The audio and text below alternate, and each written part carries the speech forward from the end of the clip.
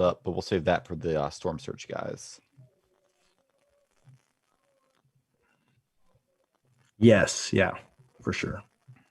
Damn, I gotta add them to the columns now as well.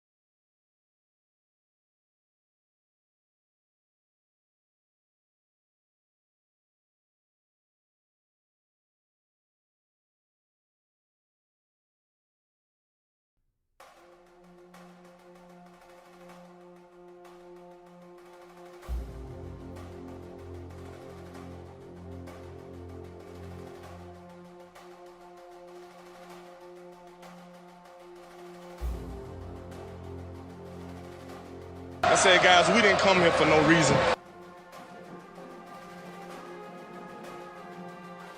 Hey, my brother, put a smile on your face. Okay? Because Florida State, if we gonna do it then, we do it big. Let's go, baby. Here's the snap, handoff on the belly dive, and Stevenson's gonna try to root his way in. He breaks through. He's got the 10, 5, 3, 2 yards. Touchdown FSU. The Smarty Stevenson, senior playing his final game. I thought he was tackled to the line of scrimmage. Root hogging his way, and he broke into daylight, and he scores a touchdown.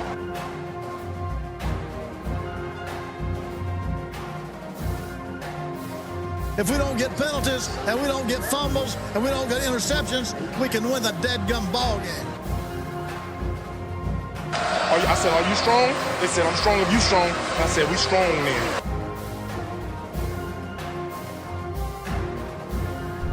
What are you doing?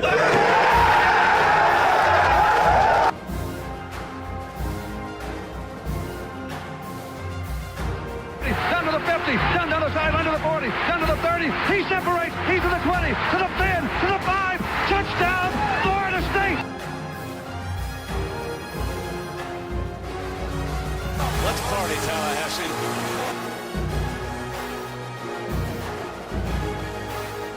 He's got PK Sam. Open. He makes the catch. Touchdown, FSU.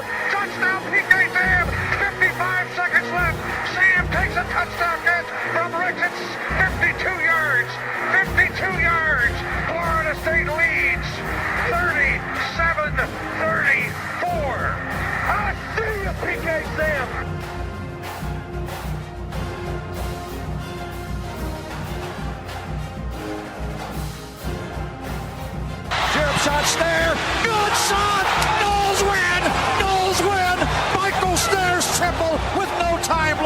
Florida State beats Duke 76-73. The little team that could just did.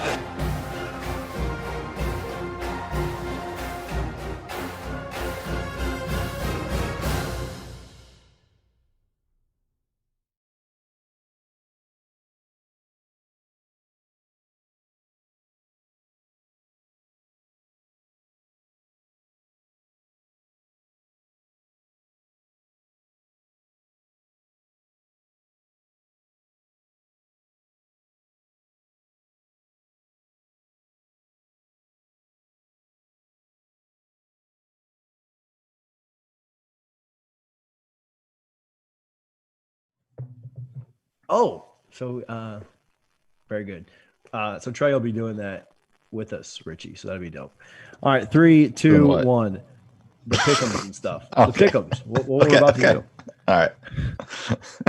3, 2, 1. Welcome to Double Fries No Slaw. It is Thursday night, preview night of Miami week. We're 2 days away from the game. Actually, right now, 48 hours from now, the team will be playing. Hopefully playing well, but we'll see. I am TJ Pittenger alongside every week, Richie Barnes, and it is game day attire. Look at that. Freddie Stevenson, national champion, number 23 in the program, but number 1 in your hearts, fullback out of Florida State. And joined by a somewhat special guest. What? Very special. Come on, TJ. Put some respect on his name, man. Slap him around, Barnes. Unbelievable. Disrespect off the jump. A fantastic guest, probably the most esteemed guest we've had on Double Fries No Slaw to start. Trey Rowland with the mustache and all. How's it going, Trey? Oh, feeling like $1 million, guys. Glad to be back. Richie, the super producer, has blossomed into a super co-host. You guys are doing great work. Thanks for letting me leech on like a remora fish on the belly of a great white podcast. I appreciate that. It's I miss the Cocoa Beach football jersey in the background every week, man. That's I was used to that for so long. It's good to see it again. The best center in Cocoa Beach mid-2000s football history, Trey Rowland, a high honor. So, what up, Freddie? Double Fries No Slaw, brought to you by Guthrie's in Tallahassee. You can visit both their locations at 1818 West Tennessee Street, 2550 North Monroe. And don't order coleslaw because that's trash. Let's jump right into it. We were a little bit behind. I had an event that I was at that ran a little bit long. And then Richie took his sweet time getting on here too. So I'm going to blame him for at least 2 minutes of the delay. I'll take it. We're going to add in Trey. We're starting off right off the bat doing our pick'ems for around college football, just kind of all over. So I'm going to add in this week's winner, Mike Ogburn. He is a Patreon, a supporter of the show. You can go to patreon.com/doublefriespod. Mike won the pick'em last week, and so he gets to pick the games. I hate to just steal stuff from College Game Day, but I assume that they're not watching, so whatever. He's our guest picker. There's no headgear here. The only headgear is Trey's, and I guess Freddie does have headgear on too, but very good. Let's go. But we got Mike on. Mike, thank you for your support and congrats on winning last week. Appreciate it. Yeah, absolutely. Richie, can you very quickly recap last week's picks? Tell us how we all did, including we kind of messed it up last week, but we'll get to we had another guest picker for the other part, but recap last week's picks real quickly and let's go through these and then we'll get the Storm Surge guys on.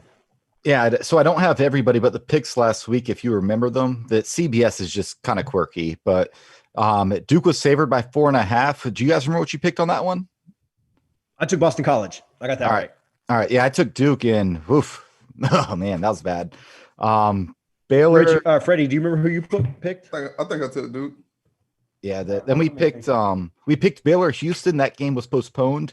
One game I know I got on both of you guys. I picked Notre Dame to cover the 26.5, and man, it made me feel good about that pick, but it did not make me feel good about a few weeks from now. That's a fat spread, Barnes. Way to drop your nuts on that about that nut reference. Crazy son of a gun. Was it 52-0? Like, my God, that was.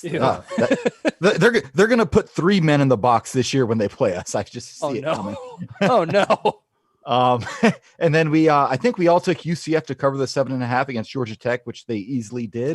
I actually took Georgia Tech there. Did you? Spitefully. Yeah. Oh man, that's So 2 for Richie, 1 for me, 1 for Freddie. Louisville, I took Louisville to cover the 2.5. They did not. I think we all took Louisville there. Okay. And then this game was wild. I don't know if you guys had a chance to actually watch it, but I took Wake plus 2.5 against NC State. NC State wins the game. Bailey Hawkman actually looks pretty good. I'm not going to lie. So they won that game. Do you guys remember who you had on that one? I think I took Wake. Can I pause you guys for a second? I love the process of doing a full multi-game pick'em where nobody writes down any of the results and it's all based on memory from the week before. It's a very bold strategy. This is Richie's. This is Richie. This is on Richie. Hey, you can blame. Oh, wait! I was just able to find it, so I have everybody's picks. Oh, of course you are. Our special guest, Mike. Man, he got 4 of the 5 right. The only one he did not get was Louisville, but he got Boston College, Notre Dame, UCF. Mike wasn't the Mike wasn't the picker. He did over unders last week, and it wasn't Mike anyway. It was somebody else. No, it was Mike this week. Come on, TJ. Oh, you're right. Yeah, he won. I mean, he won the pick. What are you talking about? He got the. Yeah, you're right. He's on the show with us right now. Right. So how many did me and you and Freddie get? Because we got to move on from this. Yes, TJ or Trey, I clearly downgraded my podcast. Oh, you're fine, buddy. I enjoy it. I'm just a So I had 2. TJ had 2. And did you enter your picks, Freddie? You didn't enter your picks, Freddie. Damn it, Freddie. All Looks right. like Freddie had 1 or 2. So. But we all lost to Mike. If you add all us together. Anyways, Mike beat all of us, and he's here with us today. So good job, Mike. Thank you. So what do we got this week? All right. Rapid fire through these. I'll write these down since Richie doesn't know. Since Richie won't. Well, CBS is supposed to do it, but here we go. So I had Notre Dame, Wake Forest. That game was postponed. The next game is Auburn, favored by 7.5 against Kentucky. I'm on Auburn here. What do you guys think? I got Auburn. Yeah, Auburn. Auburn. Malzahn. I'll go Auburn. All right. The next one, our friends to the southeast a little bit. Florida favored by 14.5 against Ole Miss. First year coach, no spring. We saw what they did to Florida State. I love Lane Kiffin, but I think Florida covers that one. Ole Miss me based on principle. All right. Yeah. It's first week, so you never know what's going to happen. I'll take Ole Miss. Man, it pains me to say it, but I'm going to go with the Gators. This is why Mike wins, because he doesn't pick with his heart. I picked I picked USF and Georgia Tech based on my heart. Like I knew those weren't going to happen, and Louisville, and that's why I missed 3 because I can't get. I'm too emotional. Offenses are weird in week 1. Joey Freshwater is going to beat the spread and he's going to go hit on some co-eds down in Oxford after the game, breaking COVID protocols and maybe getting fired. All right. So the next 3 are all ACC action, including the Florida State game, but we'll start with our friends from week 1, Georgia Tech. They are favored by 7.5 heading to the Carrier Dome that does not have air conditioning in Syracuse, New York. I'm going with Jeff Sims. I like that guy, man. I got to go with Georgia Tech here. I did the same. Yeah, I'm going to take Georgia Tech. Yeah, GT all the way. Cuse, weird, gross sweat box, upstate New York. Sims is going to throw like 3 interceptions. It's just going to be a weird one. It doesn't make sense, but this happens in college football a lot. Babers bounce back. Cuse is going to cover but lose. All right. And we head to a I guess we'll call it a top 25 matchup since the Big Ten's not in the rankings right now, but Pitt 21, Louisville 24. Louisville is a 2.5-point dog at Pitt. I like Louisville outright, so I'm riding with the Cardinals here. I can't remember who I picked when I filled out my picks on Tuesday. But I think I took Louisville, so I'll stick with that. But I do reserve the right. Like if on CBS, like the picks are already locked in. CBS, I took Pitt, then we're gonna flip that. Like whoever I pick, because I'm gonna just go with what CBS said. So but I think I picked Louisville. Freddie, sorry I cut you off. Until Louisville shows me they know how to defend a simple stretch play and swing route, Man, I'm gonna take Pitt, man. That was so bad last week. I'll go Cardinals. I'll go Cardinals. There you go, Trey. Sorry, Mike. Sorry about that. You go, Mike. You're good, man. You're fine. No, I'm gonna go with Louisville. I mean, I think they put up a bunch of yards. I think Tutu Atwell has a big game. Louisville. And then the last one, obviously our game. At the time when we made the pick 'em, so CBS, they revert to early in the week. So it's 10.5 points, Miami favored. I think it's 11.5 if you go right now. And I'll get more into this later, but I'm taking Florida State here.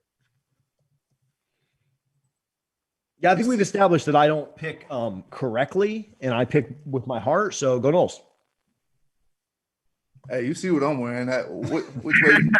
Hey, it's on me. Nose, let's go. Yeah, I'm the same. I mean, I couldn't. I mean, that was the reason why I lost the Miami pick week 1 is I couldn't bring myself to pick them. I mean, Knowles all the way. Go ahead, Trey. Hang up on Trey right now. Listen, Florida State's going to play better. They're going to play much better than they did against Georgia Tech. Miami might not be as good as their record, but I feel like a 13-point victory for Miami. So I'll unfortunately go with the Diaz boys. Sorry. I mean, so silent after I said it. Yeah, I was gonna say, God, all you got to do is pick us to win against the spread. You don't have to get us to win in the game, bro. All right, so that's it. Mike, tell us a little bit about yourself, a little bit how you started following Florida State, and then give us your score prediction and what you think happens Saturday. You don't have to be a super big homer. We're not going to kick you off. Well, we are going to kick you off after this either way. But, tell us a little bit about yourself and then, where you see the game going down. Yeah, absolutely. I'm a lifelong Florida native. My mom graduated from Florida State. So, of course, that's the way I went. Been going to games since I think my first game was back in 92 and been to a game almost every single year since. About the game on Saturday, and I'm sure you guys are going to talk about it later, but Freddie's been talking about it a lot. I think our D-line comes out energized. Those guys are good. They looked kind of bad against GT. I think Big Marv's the leader. I think they come out energized, and I think it comes down to special teams. I saw we put Corey Wren back to return some kicks, so I think maybe that might make a difference. Joe, I'm with it, man. I hope you're right. I don't agree. I don't think the same thing's gonna happen, but I hope you're right and I'm wrong. Like I'm totally to the age now where I'm okay being wrong. It happens more often than not. So I'm totally with that. Are you I have looked. Are you gonna make it up? I know this year's weird. Are you gonna make it up to any games this year or anything like that? No. So this year, I'm taking care of my mom who's like older and whatnot. So we gave up our tickets this year and just, donated the money to the athletics department. Hopefully next year looks better. So I wish we could. This will be the first year in, a decade that I won't have gone to at least one game. So bummer, but, this whole year has kind of been that, Yeah, for sure. This year's kind of a good year to miss. So were the last couple, but I feel Also, I love your shirt. I wore that same shirt to work today. So that's fantastic. A heck of. I found it on the sale rack at Lid's Locker Room. So wow, nice. Hit 30. I can't pass up a good sale. So absolutely. Do you have anything for Richie or Freddie before we get you out of here, man? I appreciate you hanging out for a minute. Nah, man, you guys are good. I'm gonna listen to the rest of y'all's pod while I watch my Jags hopefully whoop up on the Dolphins. Appreciate it, man. For sure. Appreciate you coming home. Go Noles. Absolutely. Go Noles. Bye, Mike. Have a good one. Take it easy, guys.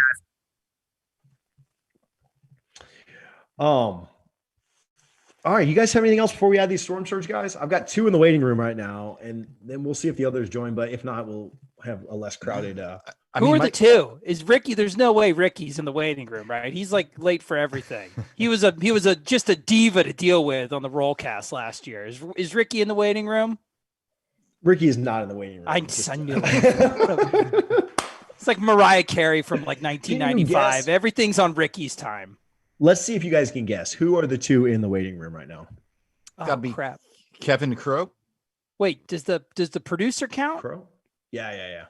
Oh yeah, so Kevin Karp. He's a fish, not a bird. Good calls there. I don't think Crow's coming until later. Anyway. Surprise. Yeah, we'll see. Yeah, Trey, I need to apologize, man. We had Greg Jones last night, and it's dude, that one hurts. He's like my white whale. I know. I know, man. He might have If you been the would've only, just like, I told was me. pretty good when we interviewed like Florida State players on not being Yeah. just like a big dumb idiot fan and like, oh, remember the time when you like scored the touchdown? Wasn't shit. that cool? I would have Oh done that wow, with we Greg got Jones. Trey I think. also. Wow. The Holy shit. Carp. What's up, Magic man? Carp? How you doing? Good, man. I had no idea you were going to be here. It's a welcome surprise. We had to maybe bring that's does that why mean Forky like you're had gonna, us you're not gonna waiting. leave now, are you? No, please, with that mustache, who's not going to go for a ride? Oh, God, you're a good guy. I always liked you, Carp. We had to bring in reinforcements this week. We're a double-digit underdog. Had to bring in the whole. It's a blast from the past. Now I feel that we are undermatched. Too. This is the first time that you guys have had 5 and we've had 3. No, we just have 4. I mean, man. Harlan's Look here, at but you. I back got to it, the I got it. rings. That It's was good. always the rings. that was a good joke. Dang, I missed it too. But Harlan's not really. He doesn't count. Like he's like me. Jesus, Um, bud. Ouch. We've Oh got, shit! Wow, you did. Oh man, I had facial expression. Go to the boys. we have Anthony Karpinski, better known as Carp, and 561 Kev. Kev from Storm Search Pod and the Big 3 Roll Up. Kev, how are you guys doing tonight? I'm outstanding. How are you? I'm very good. I saw your Dolphins just scored. You don't have to do video, but if you do, we are live on video, so it just looks better than Kev Robbins on the thing. But it's totally up to you.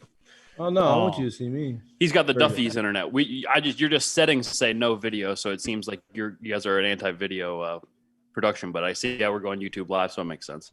Just make This is a Willie Taggart show. No walkthrough. We just. what do you know? Oh, oh man. Oh God. That one didn't. Trey, how you doing, Trey? Kev, what's up, my dude? Hanging out, man. How are you? Good? Oh, I'm hanging in there, my friend. I'm hanging in there. The Dolphins doing okay? Yeah, he scored like with ease on the first drive. Like I want to go to bed. That's it. It's a W. Yeah, like I want to like watch Sports Center or anything tomorrow. I just assume they won all day. No, there's no need to watch a highlight. It was a clear victory. There's no teams ever come back from 7-0. Well, it won't be a Miami game until Chris Thompson carries the ball 90 yards for a touchdown here in a few seconds. It may, but I mean they're already on the 40-yard line, so maybe the next drive. Hey, they'll call it back and he'll run it back again. That's what he does against Miami. James Robinson, unbelievable. Never even heard of this guy before, and he's just dominating fantasy waiver wire pickups. What's up, y'all? Big weekend. Big weekend. Speaking of, so I don't think there's gonna be a lot of defense in that game. Let's jump right in. Well, no, let's back up. We're live, and a lot of people kind of know who we are, but tell the guys about your podcast. There are actually 2 more members that I'm keep watching the waiting room. I don't see the other guys.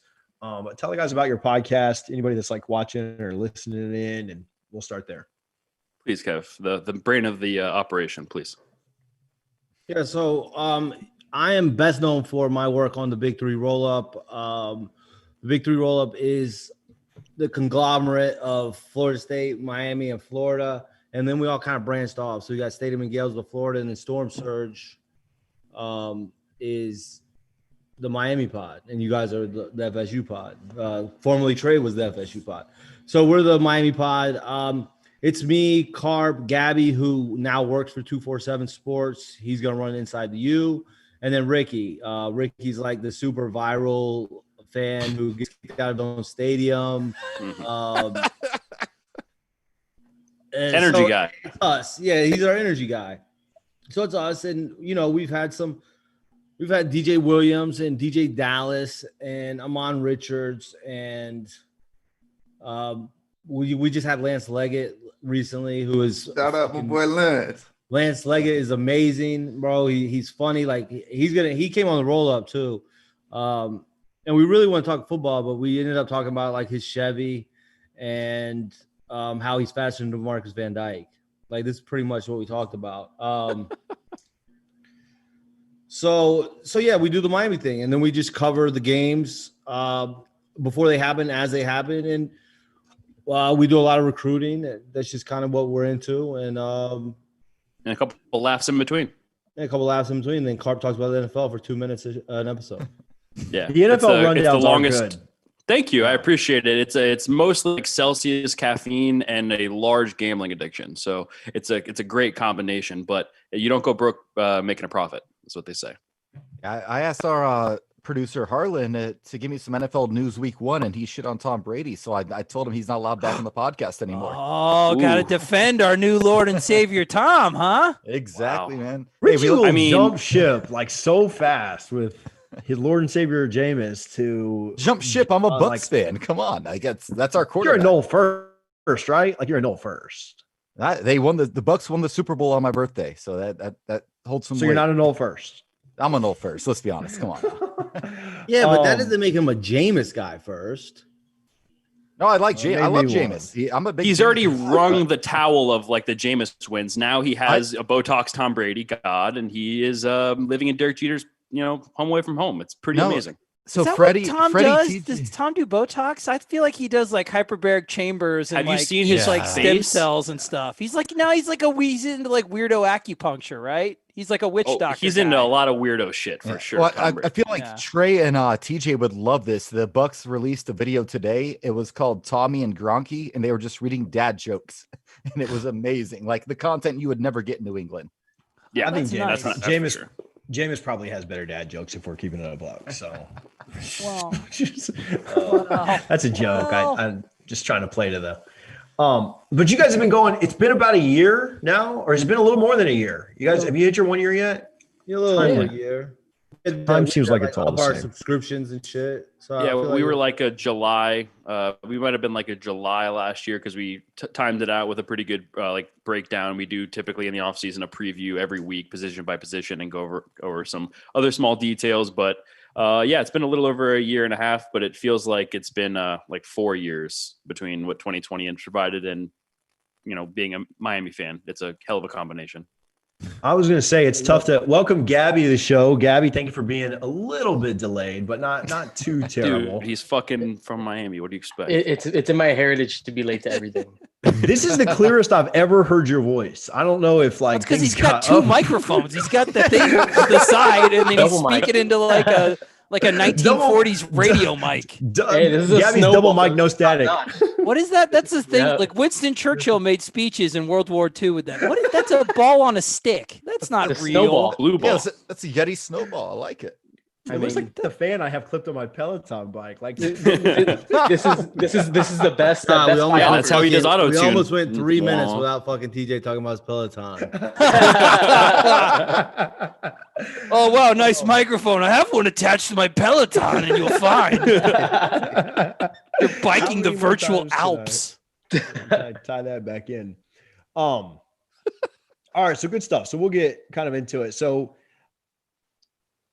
before we kind of get into this game, I want to just kind of go around the horn. And I mean, this can just be one moment. We got a lot of guys, so this will take a minute. But what is your, like, if you have two, that's fine, but make it quick. But like, what are your favorite memories from the rivalry? It can be recent, it can be as a kid. Just we'll start with, I don't care who starts. Let's just go around the horn. Freddie, you played, so what's your memory is going to be better than all of ours anyway. But what's your favorite moment of the FSU Miami rivalry? I'll probably say in 2014 where we made that big comeback. That's probably the best one out of the rivalry for me.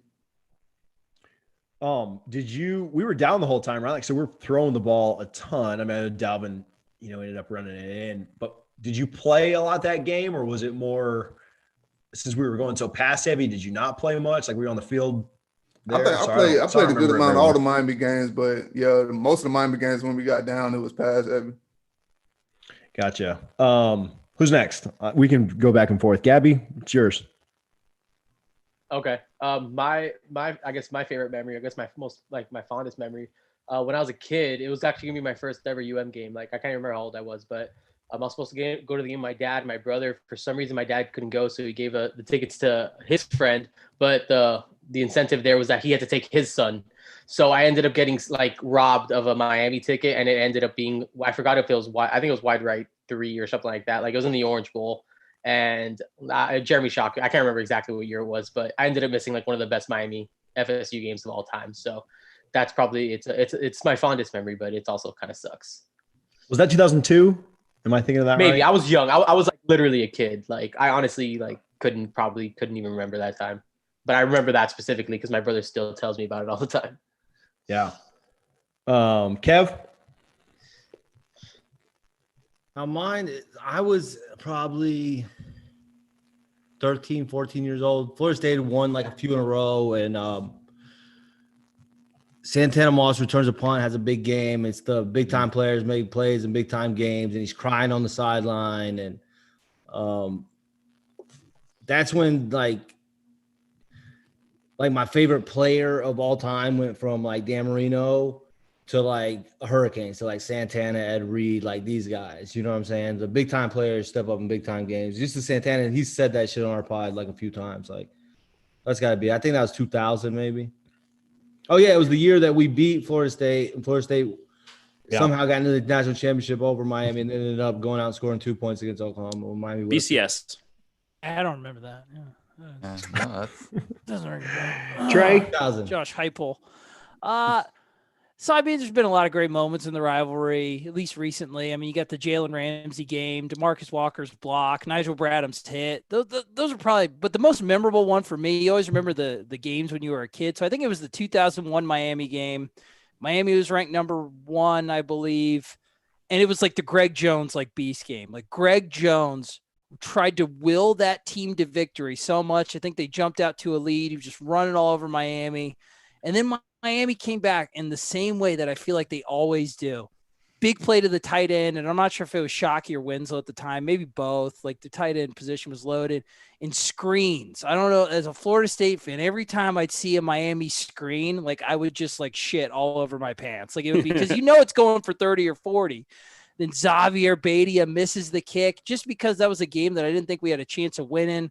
I was like a 13-year-old kid at the time, really, really amped up, and we lost. So my most memorable moment is a loss. And that game, dude, just one of those ones that crushes you as a kid.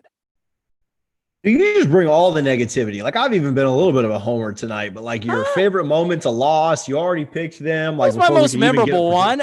Listen, my most favorite moment is probably 2013 when we beat them by 4 touchdowns. Oof, but that's kind of I'm saying my most memorable. I'm being honest. I was there for that. I was in Doak for that. Oof. Yeah, I was in for both of your guys' memories. It was close at halftime. Duke had 90 yards. He broke his. It was 14. Yeah, it was 14-21. Jameson threw I'm kind of like talking. I'm talking a little bit of shit in the fucking. I was in the student section. And then it feels like on the first drive, we got into like a little scuffle. They got a little scuffle on the field, and James just like did like that fucking Cam Newton gif where he's just like, all right, and then it was 6 to. Then it was over. Then they started scoring.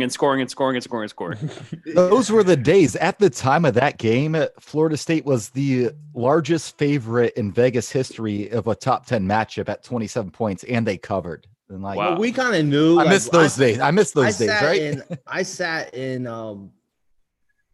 pro player Joe Robbie or whatever the hell it's called now, Dolphin Stadium, the week before that, and saw us struggle with a bad Wake Forest team, like barely beat Wake Forest, and I still made the drive because we were number 7, and it was like anything could happen. I was like the kid from Angels in the Outfield, like it could happen. It could happen, and it didn't. It didn't. Richie.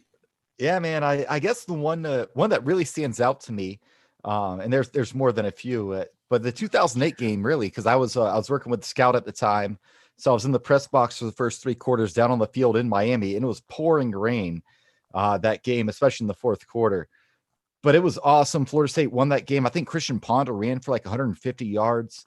After the game, I remember being on the field, and Miami fans were so mad. They're throwing water bottles at Preston Parker, and he's picking them up and drinking them like in front of the people that are throwing them at him. It's not always water, man. That's a bold fucking dangerous. choice. That seems dangerous. This was pre-COVID, so I guess he felt this is piss, bro. He's from the area, but no, it was cool. Like I said, I just remember being drenched. I was in like not dress clothes, like khakis and a button down, but still, it sucked. But seeing the game, winning that one. Just being there and staying at a buddy's house as a huge Miami fan at the time, it made it all that much sweeter. So, yeah, 2008 for sure. 2013, obviously. 2009 was rough because that was my senior year. That's when Jarman Fortson drops the ball in the end zone and Miami wins. There's been so many good memories of this rivalry, both for the good and the bad, no matter which side you're on. True. It's better when the games are fun. Oh, Ricky's here. Very good. It's also better when your team wins. It is better, which when has your team gone back and wins. forth quite a bit. Ricky's here. We'll see how good I is don't know, Ricky's but internet? Ricky, you gotta Like, join how video. fast It's you gotta press a little button to make sure we can see your face. I hope he has better internet than Cromartie did a few weeks ago. What was that? Did he have bad internet? Oh, he was on. He made way too much money to Boost Mobile or something. I don't know. Ricky, hit that video button so we can see your beautiful face, and then tell us what your favorite moment of the rivalry is. You just got to you. You hear me? Yes. Yeah, now we can. Yep. Oh, there you go. There he is. My favorite man. My favorite moment of the rivalry? Yeah. Oh, shoot. Was that 2001 when Jeremy Shockey caught that touchdown pass to put us up? That was Big also comeback. Trey's. That was Yeah, also Yeah, Trey's. you and comeback. Trey. Most memorable. Hey, Ricky, nice of you to join us, by the way, man. You the only person with stuff going on? Got 2 kids, man. I don't have time for this nonsense. I'm just kidding. I love you, dude. I miss you. How you doing? Good to see you guys. Good to see you. Yeah, I mean, I don't know, probably 13, but that's been said. But I was at the game in 2016. That's actually the first time I met Kev, I believe. Man, I did not think Florida State had a chance in that game. We've talked about that ad nauseum on here, like coming off a bad North Carolina loss, or was it Louisville? I don't remember, one of the two. But coming off a bad loss, those were the 2 pretty awful losses that year. And I didn't think Florida State had a chance in that game. And I thought Jimbo called a good game. I thought that we made a couple of plays when we had to. The defense really showed up, and then obviously, kind of went on a walk-off block is kind of unheard of. Then when Florida State got the ball back, I remember Jimbo calling on that 3rd down when y'all were stuffed us on the first 2 runs. Jimbo called like a rollout for Francois, and I really haven't seen that since in any situation similar. But like even just down to that, like I thought Jimbo called such a good game for a team that needed a good game to be called, and that one was a lot of fun. So fun reliving the rivalry. Like I said, it's always fun when the 2 teams get together, or more often than not. I mean, I'll tell you, for the first half in 10 minutes, the 2018 game was pretty fun for us. I mean, it ended up sucking the way that it finished up. But I mean, if any of us were neutral, or obviously you guys like the way the game ended, but that was a really good game. I mean, it had everything you wanted: special teams, defensive plays, a big comeback. So I mean, that game was really, really good too. So all right, but moving to this year. So I was going to ask about this and just kind of what you guys' thoughts are. I've listened to your kind of prediction podcast right before the season started and heard what you guys predicted with the team and stuff. Did the Louisville win, and you guys can go around the horn with that, did it change much for you guys? Because my outlook on Florida State obviously got much worse after the Georgia Tech game, but my outlook on Miami, I don't think is much different. Like, I think they're about as good as I thought they were, right? Like, I wasn't hugely swayed. I mean, Louisville, I think they had a lot of hype for no reason. And Miami beat the hell out of them last year. So what are you guys' thoughts? And that's not like a troll or me trying to say Miami's not good. I'm about to pick you guys big, but like, what were your thoughts after the Miami or Louisville game, or, how do you view the team after 2 games in? So for me, about the Louisville game, and I kind of told everybody to kind of pump the brakes on Louisville. The Satterfield hype was a little weird, I thought. Willie beat him twice. Manny destroyed him. Enos put up 50 on him. But I know they're good offensively. Like, we know they're good offensively. But what impressed me about Miami is they come out, they're up 14 or 21-6 or 20-6 at halftime. Louisville comes down, scores right away. And Miami teams of the past would have kind of folded, after the defense gives up a long drive, because they kind of needed their defense to hold. So once their defense gave up a long drive, it's kind of deflation. For them to just come out and score right away and then score again and then put up, that type of offense and not really playing that well, I didn't think. 6-7 drop balls, touchdown pass drop, 12 penalties. So I don't think Miami played a great game.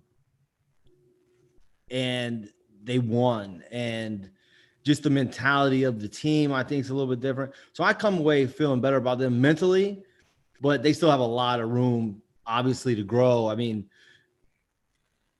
they play this week and then they get a bye week and they play Clemson.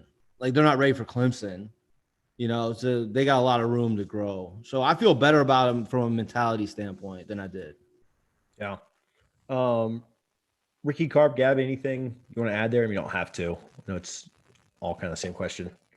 Yeah, I would just say that we all had a relative expectation, but when you're a Miami fan, it's always slightly like exaggerated, right? We're like, oh, like this is the year we're gonna go like 9-3, and like, we always end up at the same kind of spot. But now this is the year that we're like, okay, it just gets me a little bit more like, oh, that's actually an accurate statement or a real thing that you can forecast. I think that I said a lot of lies about Jaron Williams last year, so I'm just trying to I'm like the pessimist on the show. So like I said a lot of lies about Jaron after Louisville. I said after the Florida loss, I said he was one of the best quarterbacks we've had this millennium.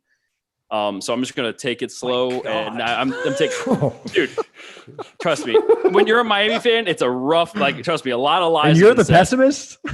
Now, hell, my fucking heart is like, now it's reached a point where it's just like completely scorned over. But, like me and Ricky would always like at the games last year, like halftime vent sesh. Yeah. All right, perfect. We literally just grab each other. We just talking. Because we're sitting like one section away from each other, and it would be like the most ridiculous. Like, why the fuck is it happening right now?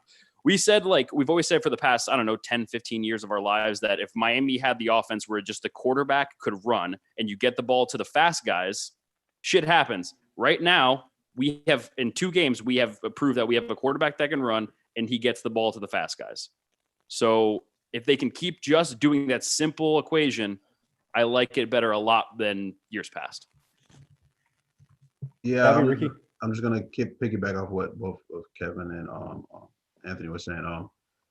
For the most part, it's just confirmation. Derek King is really good. Brevin Jordan is really good. Bubba Bolden is really good. We still have some areas to improve on defense. But like what Carp was saying, it's very easy at Miami. You get a quarterback that can move and complete passes, get guys in open spaces, things happen. On defense, if you allow these guys to be athletes and get after the quarterback, good things happen. So this is the first year that I kind of feel like, even after we had that 10-0 start, I never felt comfortable with that 10-0 start because every game was like close. We're winning off of turnovers, but it's the first year I feel like if we win 9 or 10 games, it's like, okay, it feels right. Because I feel like Manny finally made the change that he needed to make over the offseason. And I feel like we actually have a coaching staff this time around. So we'll see what happens. Yeah, I think they pretty much nailed it. I think all those guys just pretty much said everything I would have said. So definitely in agreement there. Gabby concurs. I concur. Thank you, Gabby.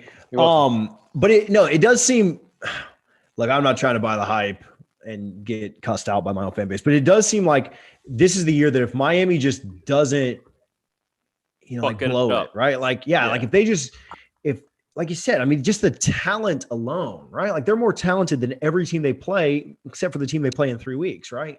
Or 2 weeks if you 2.5 weeks, right? And I think if they score 35 every week except for that game, that's enough. Sure. Yeah. I mean, you look at Pitt, their offense is terrible. Virginia's not good. NC State's not good. Virginia Tech, has COVID. You're going into Lane Stadium. Yeah. But I mean, by then you're going to Lane Stadium without a crowd, right? And then you get Georgia Tech, who's not good. You get at Wake Forest, who lost their quarterback and not good. So the schedule really, really sets up well for Miami.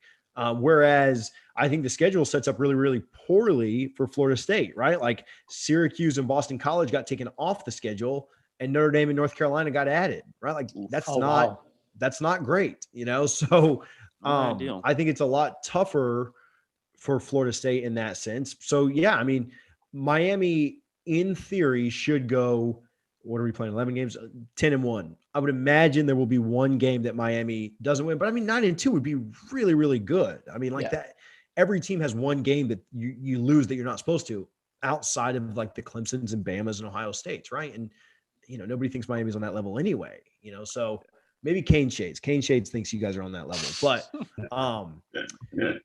so anyway, your thoughts on Richie, Freddie, Trey, do you have any thoughts on this Miami team? If it's different, if we're just setting ourselves up for failure and they're going to go 6-5 or like what's going on with you guys? Richie's been big aggressive on the timeline. So I would love to hear this. I need to hear it. I just need to see more from Miami. Like Louisville, half of Miami's yards against Louisville came on 3 plays where they didn't play defense. They like had 3 guys out there on the field. Miami's the better team for sure. I'm not trying to say that, but I need to see more. And I do think this Florida State defense has something that can slow them down. Like if it's the same defense we saw against Georgia Tech, Miami might score 50, but I think they'll make adjustments. Doesn't sound like Kando's going to be available. Doesn't sound like we'll have Ham. So those are 2 really big blows. Derek King's a really good college quarterback. We wanted him at Florida State. We thought we were going to get him when we had Kendall Briles, and I would love for him to be our quarterback this year. I'm just not sold on Miami. I need to see more, and we'll go from there, man. Miami's not a good team. He lost 4 times as a double-digit favorite last year. So that's why I'm kind of happy we're an 11-point dog, because if Manny doesn't know how to beat teams that he's favored by 10 or more points by. Yeah, I was watching the game last week. Derek King, he looks good. We knew that he was going to add a new dimension to the offense. And it is what it is. He's going to provide a challenge for us this week. I like the safety back there, Bolden. Y'all got some playmakers. I like the tight end. But, you know, I'm a homer. I think this defense, man, they've been hearing all week, these past 2 weeks, about that performance against Georgia Tech. So I think they'll come out fired up, provide a few challenges early. Just depends on if this is that same team that gets punched in the mouth and folds. We'll see. If they do that, then it'll get ugly. Y'all will put up some points on us. But if they show up and come ready to play 4 quarters, you never know in the rivalry game. We'll see. Trey, bring us back to reality. Miami's an enigmatic team, right? Obviously, there's a lot of excitement with the hiring of their offensive coordinator, Rhett Lashley, the transfers that came in, both Derek King and then Jared Williams to kind of shore up that tackle position. But when you take a look at this team, specifically the defense, they've played well, but there are some spots of question. The cornerback depth to me is a little bit of a concern. I think you guys only have, 3 or 4 scholarship cornerbacks. Good safety play from Bubba Bolden. I'm not really too sure what you get from the guy opposite of him. The defensive end, yeah. Well, I don't know. Quincy Roach, obviously a very talented, another talented transfer. But that defensive line, there's some question marks there. You have the defensive tackle depth. Miami I think they've played better than their rating, but Miami is, for the past couple of years, had trouble at defensive tackle recruiting. You got Nesta Silvera, who's a surefire prospect, and then a bunch of kind of like mid 3-star guys, a couple from New York and New Jersey, and then just some unheralded dudes. Now, the thing that Miami's got in their favor is they play a very and then of course the talent on linebacker, right? You've got Zach McLeod and then some other guys that are unproven, but you've got the benefit of a very, very, very good defensive coach in Manny Diaz. So even if you have some kind of talent deficiencies, some depth issues, Miami's defense is still an attacking defense by their DNA. Like whether they're as talented as they have been in years past, and I don't think there's any argument that Miami's 2020 defense is not as talented as their 2019 defense. I just don't think they are. Gregory Rousseau, I talked about him, just terrifying, big ass Haitian dude, 1 million sacks against. Like, what up, Ricky? You know what's up, Zoe. So I don't think they're as talented as last year, but a Manny Diaz coach defense, they're going to be aggressive. They're going to flow to the ball, which is something that if you look at a team where there's probably more talented prospects on Florida State's defense, you can still see the hesitation from a lot of our linebackers and from the linemen. Where we watched the Louisville game, I watched a little bit of the UAB game. I still thought there was kind of some accuracy issues, which, I mean, that's kind of been the rap on Derek King, but he gets away with just the way that he breaks plays and just makes dynamic things. And he limits what you can do on defense because you have to put a spy that's relegated strictly to King duty, and he forces you to play a lot more zone defense because your cornerbacks and your safeties want to be looking forward as opposed to man where they'd be running with the receiver. So you got to prepare for the guy. Dictates a lot of stuff that you can do on your defense. Now, one thing that's not in question, Brevin Jordan is a beast, just a phenomenal tight end. Definitely furthers the legacy of what Miami's done at the tight end position historically over the years. Will Mallory is a really nice compliment. I like the running backs. Obviously, Jalen Knighton. Is Cameron Harris? I know he got hurt in the first game. Did he play against Louisville, or is he like He out ran for for 130 against Louisville also. Okay, so he's back. Another talented guy, really good vision. Jalen Knighton, obviously, it's a prospect. So a backfield that is just, with the way that Rhett Lashley runs that hyper-tempo offense, only a matter of time before those guys are going to break one. I do think Mark Pope, but inconsistent. Obviously, so this is a good Miami team. I think we don't really know. It's only week 2, small sample size. I think they're a good Miami team. I definitely know they have better assistant coaches than last year. And they benefit from a pretty manageable schedule, but there are areas to attack these guys where I don't think they've been tested fully this year. So I want to keep it with Trey real quick. Where does FSU, I know you mentioned some of these, but like not where it does, because you just mentioned the positions, but how effective can FSU be, not winning the game, not anything like that, in attacking those deficiencies? Well, from the offense to the defensive standpoint, when you've got a very, very aggressive team with some inconsistencies, like at the linebacker position, it's all about generating hesitation, right? So how do you generate hesitation? Through RPOs, anything that'll get the play action fakes, with a defense that likes to go kind of north to south, maybe kind of trying to stretch them horizontally to get some pause in them with screens, off tackle runs, outside is erect for the long ball. Just never seen somebody so rock hard at just throwing deep balls. I would like to see us take advantage of some of the crossing routes that we just got like prison shivved to death against Georgia Tech. Take some crossing routes, get the linebackers flowing one way. Obviously, when you're dealing with a team where their defensive line, they have question marks, they're still better than our offensive line. Misdirection, things like that, window dressing, all going to be very important. Where you could attack Miami or where Florida State may have the edge. Also, I think our receivers against their DBs, that depth is thin. I don't expect the Florida State's receivers performance against Georgia Tech was absolutely putrid. Just Bourbon Street garbage juice that's been ferminating for like the past 8 hours in that gutter right next to that homeless guy that plays the drums on top of the bucket. Just like one of the worst receiver performances I've ever seen. And I lived through Keith Gavin. I do not expect that to happen again. I think Miami's DBs can be taken advantage of over the course of the game just through depth issues. Now on defense, I also think that Florida State's DBs match up very well against Miami's receivers. Where you're going to have an issue, and if I was Rhett Lashley, I would attack.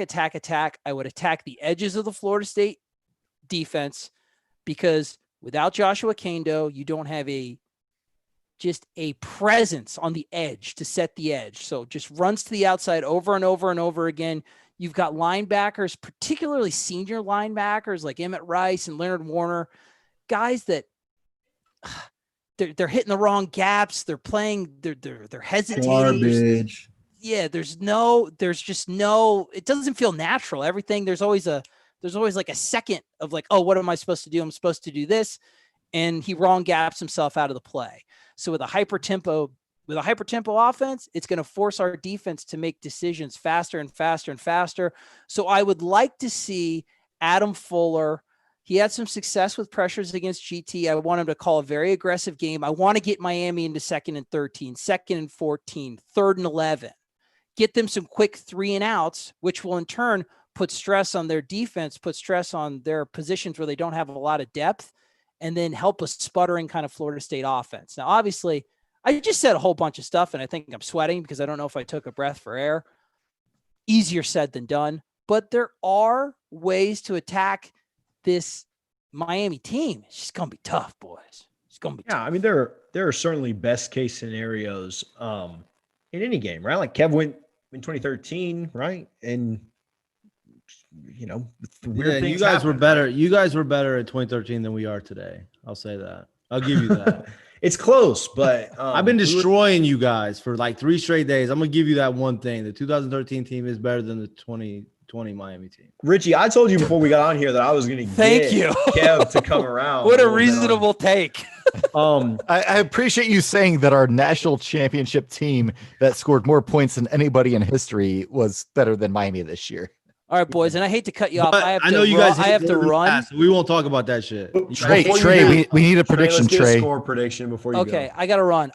So what I think, and guys, I miss hearing all your voices. Richie, my super producer, just doing such great things. You guys are all doing great. Subscribe to the Patreon. Just eat yourself to death in Guthrie's chicken fingers. Support these guys; they deserve it. My Storm Search people, Ricky. You know, me and you are tight, bro. Like I'm the whitest. I'm a white Haitian. You're my guy. Miss you, bro. Kev, wonderful people.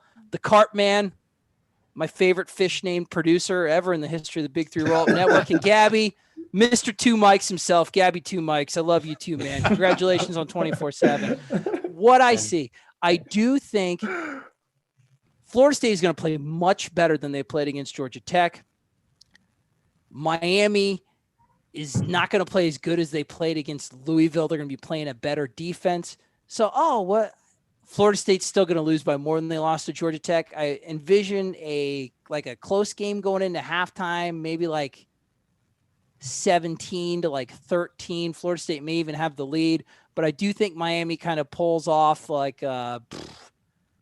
31 to 16, 31 to 17 victory, about 13 to 14 points. Miami covers the spread. They pull away, but I think Florida State fans, as much as you can in a loss, this is very loser bloody, but I think you still feel better going against your team because you're going to see upward progression.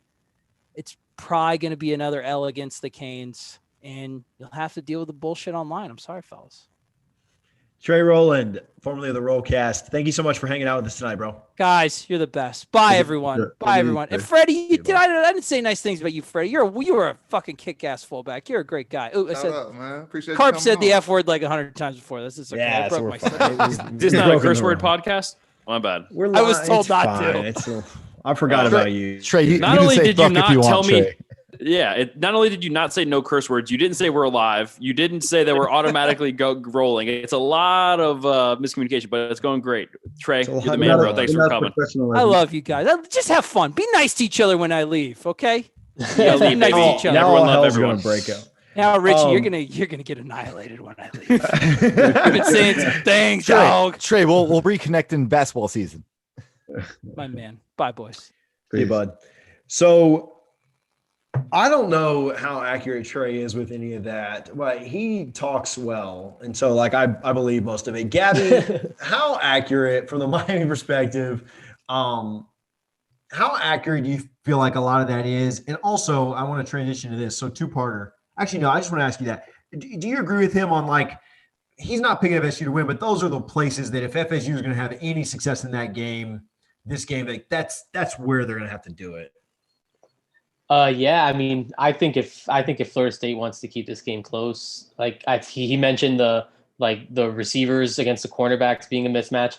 I mean, I can't necessarily disagree. I don't think the top half of Miami's cornerbacks are that bad, or defensive backs, period. I think Gervin Hall's an awesome safety alongside Bubba Bolden. I think Amari Carter provides extremely quality snaps as well. He's one of the hardest hitters you'll find.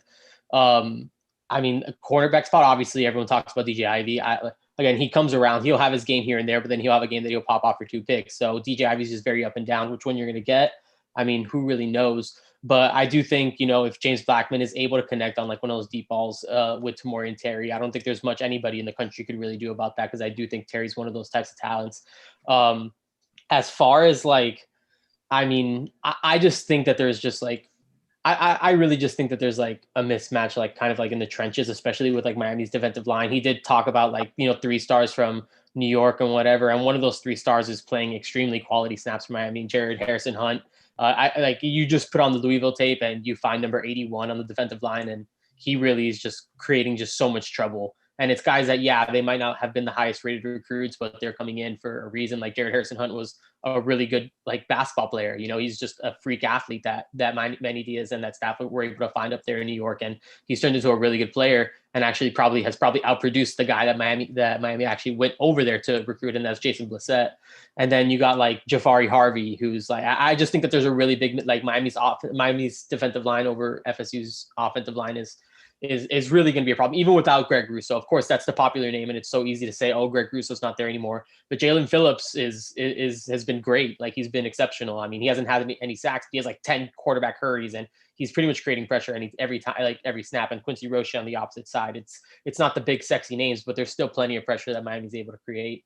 I think Florida State's gonna have a hard time like containing Miami's running back game, because we could talk about how De'Aaron King isn't the best passer, but you're gonna have to deal with 3 Miami running backs that are Miami's probably gonna be able to seal off the edge and really just kind of keep FSU there, like especially without Kane Doe. Like, I don't know who's gonna stop like Miami's outside running game, especially you're talking about the linebackers. I haven't watched a whole lot of Florida State, but what he's talking about. I do like Gainer. I like Gainer. I do like Gainer. I think Gainer's nice. I do think Gainer's a nice player, but I really just see a lot of places where Miami just produces better. Like, maybe you have the talent on paper, especially Florida State's defensive backs, Miami's wide receivers. Yeah, I know they got some guys back there, but I think ultimately the system that Rhett Lashley runs, it really just it's successful off of the athletes, the speed and the tempo. And I just think that, Miami scored 3 times off huge plays against Louisville, but I think that's also a product of the offense. I think the product of the tempo, the product of the speed that Miami's going at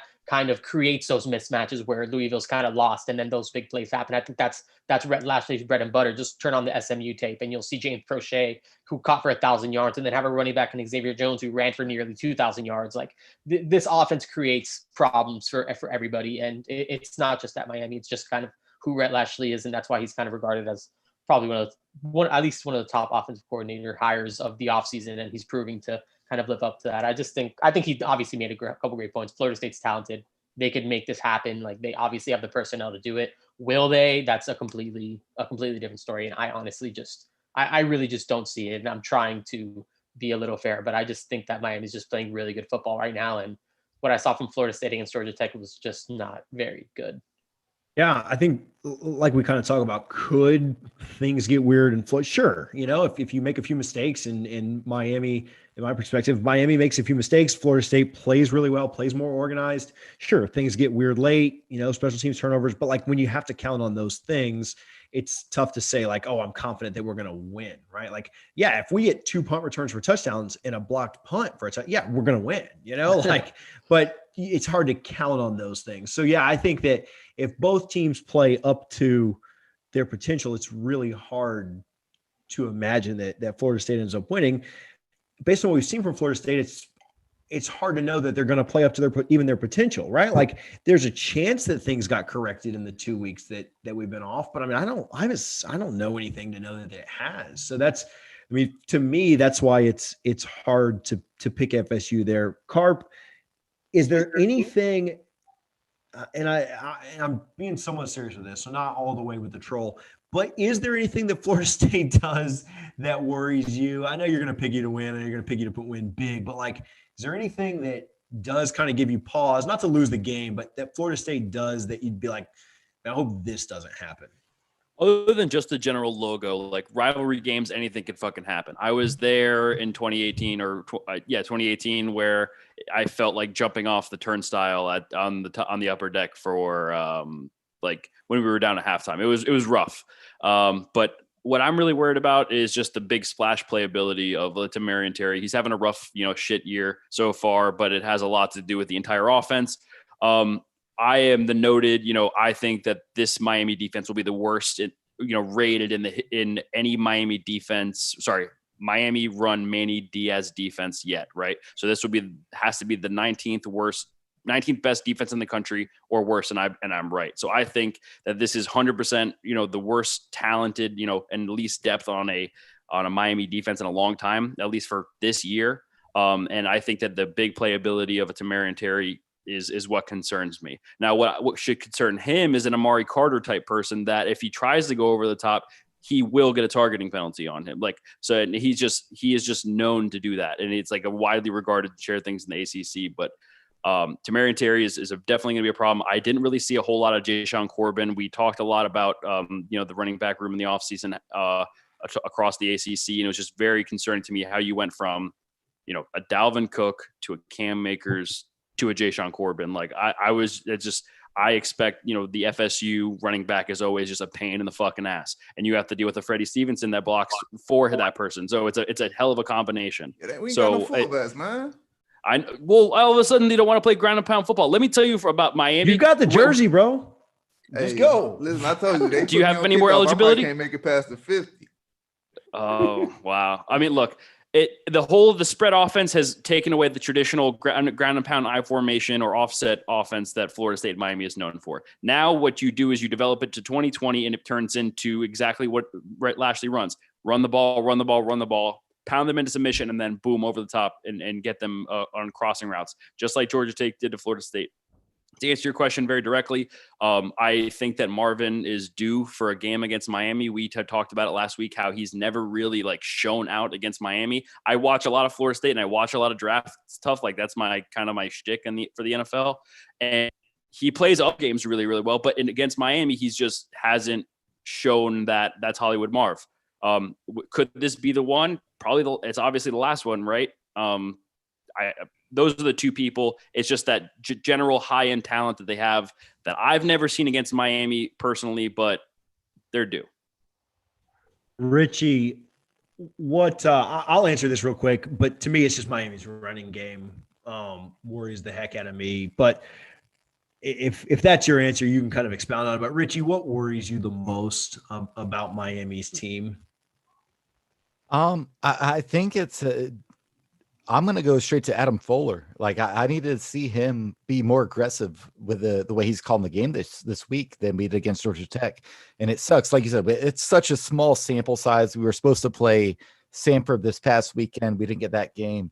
But man, I think if personnel man to man, I like our defense against Miami's offense, but I did not like the positions we were in. I think we looked content. I think the problem was our coaches, Adam Fuller and Mike Norvell and the entire staff, they thought Georgia Tech was going to be an easy win. Like I thought, and like TJ and Freddie, you both thought. And then they got up 10-0. Then they start rotating a bunch of players. They're playing a soft zone. No, you got to be aggressive. Like if you're not aggressive. The biggest thing, if they don't show up, it's going to get ugly. And also, I'm not going to mention their names, but there were a few linebackers I was talking about on Twitter earlier today. If they line up to start the game, it's going to be an ugly game because it don't look like we want to win. We don't need to put them in the game. I want to see Amari Gainer and guys like that are out there making plays every time they show up, and we'll give ourselves a chance. Of course, they got this talented backfield, and now you got to deal with D'Eriq King. So it's going to be a challenge, but we got to give ourselves a chance to defend them. And with guys like that in, we got linebackers that they may do the right things, go about everything the right way, but on the field, they aren't instinctive. They're playing too slow.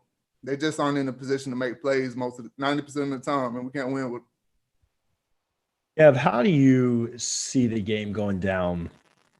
Just overall, we'll take this into score predictions, but how do you kind of see things going down here?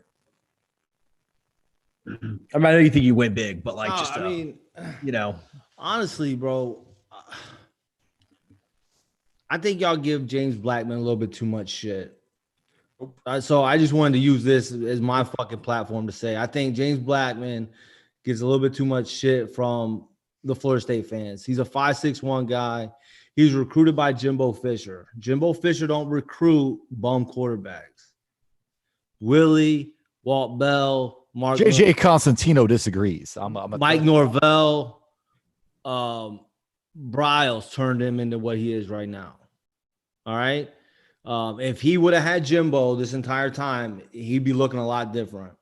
So for my guy's sake, I'm glad Norvell ain't going to be there to be getting in his head. So that's good. That's one good thing for Blackman. But yeah, I think Blackman gets us one deep. I think Terry does. Trey made good points about our corners, and our corners are small. Even though like guys like Bandy 5'8" kind of put Terry in Alcatraz the last couple years, I think he might get lucky and get one this year. And then you gotta look for, because we've ran the ball for 330 and then we ran for like 260 last week, 2-something last week. But our offensive line is still struggles at times. So if Florida State's going to take advantage, that's how they're going to take advantage with Marvin Wilson. Is Durden playing? Yeah, Durden should play. Kando's out. Hamsa's probably not playing. So those guys, they could take advantage on the inside. But Miami's gonna stunt the tackle. Miami's gonna pull the tackles. Miami, like lastly, like on the Rooster touchdown that he was wide open. Lashley schemed that shit. Like they pulled the tackle around. The linebacker stall as a run. It was all run action, and then he just comes over the linebackers. So I like Gainer. I like Dent. I think Dent should be playing more. He's another 5'6" guy. What's up with my guy Brian Robinson? I wish I knew, man, because Tamarian Terry and Warren Thompson don't want to catch any balls. If they drop balls, they gotta get my guy in, man. But Brian Robinson's a bad motherfucker. I think Miami just protects the football, just does what they need to do, run the ball. Their defense is kind of bend, don't break. I think they win. I think they win like pretty convincingly, and it has nothing to do with the town on Florida State. It's the want to of Florida State. Marvin Wilson kind of disappears. Terry kind of disappears. We're not really afraid of anything in that running back room. But if Marv decides he wants to play, like he could dominate our offensive line. So we'll see. So are you sticking with the 42-10? Because I listened to the roll up today, man. I had to. You said 42-10 Miami. Is that what you're standing by?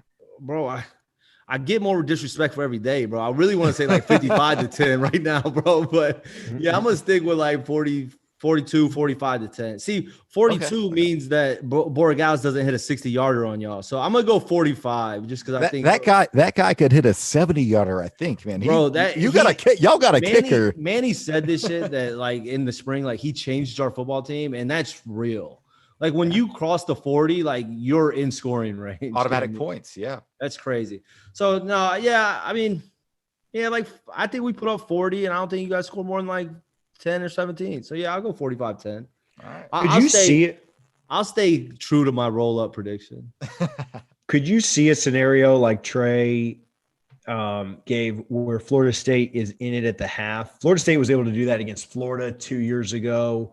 I think it was like 13-7 at the half. Could you see a scenario where Miami doesn't come out as fast and then just blows the doors out later? Or do you think it's just total domination from I just think it's Florida State seems like a team, man, and this could be because of the past regime or some of the locker room stuff. They just seem like a team. Once you punch them in the mouth, once they get down, they kind of fold. Like they went up 10-0, lightning delay. Georgia Tech comes out, and then they kind of folded. Like Big Country tried to save that shit, bro. I've seen Big Country try to return that kick, but I was standing on my couch. I was rooting for this motherfucker to house that shit. But I think Brett Lashley is going to have. They just seem like a team. Script. Yeah, they just seem like a team that that's a couple years away from getting the mentality switched over. Kev, how mad are you going to be? Because I think I'm going to be with you Saturday night at the Cush House. How mad are you going to be when Big Country gets a strip sack on a Derek King, man? Will that be our first turnover? Will that be our first turnover of the season? I don't know. It would be, yeah. It would be our first. Other than the Mark Buff so you're due. Oh yeah, no, you the guys Mark are due. Buff punt. Yes. So if we're up like 45-10 and he gets the strip sack on Nkosi, I'm gonna cheer for him, bro. There we go. I love it. I love it, Kev. Is he starting that? Kando's out. Is he in? He's playing. I hope so, man. That's my guy. Big Country. Let's go. Gabby, score prediction. All right, so I watched Georgia Tech play UCF last week, and I know obviously Georgia Tech's a different team than FSU, but I just saw you saw two teams play, and then you saw what a spread attack could do to a team. I honestly feel, and again, this isn't really a knock. Obviously, Georgia Tech and Florida State are right there kind of as programs at this stage, and I just saw what that spread attack could potentially do to defenses like that, defenses that are honestly almost exactly the same at this point. Like obviously Florida State's more talented, but I just think that the spread attack could get really out of hand really quick. And kind of like just piggybacking off what Kev said, I think if Miami gets up early, I think it really could potentially get ugly. Again, as a rivalry game, obviously the cliche, you throw out the records and whatever. But I mean, I just don't know. You're without your head coach. Has Dillingham ever called plays before? I really don't know. Like, you're gonna have a first-time play caller against a Manny Diaz defense, which I think we could all agree that he knows what he's doing on that side of the ball. I just think there's just too many things that are just like not working out in Florida State's favor right now. I think it's just a little bit too much to deal with. I think Miami's just playing obviously really good, confident football right now. I think if Miami scores on their first possession, maybe scores on their second possession and holds Florida State, I really think it can get ugly. My prediction is close to Kez. I mean, I don't know if Miami gets to 40. I don't know if Manny Diaz keeps the foot on the gas that long to let it get to 40, but I could easily see like 38-13, 38-17, something like that. I think Miami covers the 11 points pretty handedly. Ricky?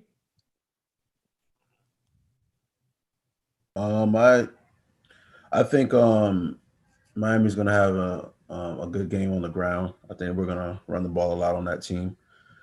I do think James Blackman throws 2 touchdowns in that game to Tamar and Terry. So I think Brian Robinson get one. If we're gonna lie, at least let 5-6-1 get one, dog. Brian Robinson. No, just make it 3 touchdowns. I mean, hell, if you're lying, let us get a little closer. I think the final score will be 44-17. I think we'll force James Blackman into making mistakes. I just don't see how they can overcome our defensive line. I think it's just going to be too much for their offensive line. I think James Blackman is going to be forced to throw the ball a lot. I'm not worried about their running game at all. Hey, this is the first time in my life playing Florida State, and I'm not pulling my hair. I wonder how we're going to stop a running back. You know what I'm saying? I grew up seeing Ward Dunn, Dalvin Cook, Cam Akers, those guys, you know what I'm saying? So it's like now it's just like Corbin got me come on. So I'm not worried there. Booker was my guy. Booker was my underrated guy, bro. I like Travis Booker. Oh yeah, I like Greg Travis Jones.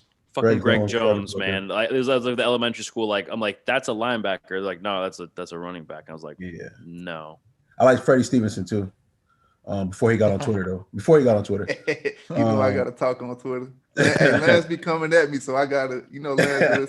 You got it, man. And I gotta shout us out, man. We had Greg Jones last night, and he was great. He talked about that big game in 2001, or I think it was 2001 or 2002, where he ran for like 189 on Miami. He ran over Sean Taylor. Yeah, he was a beast. One of the greatest ever to play the game.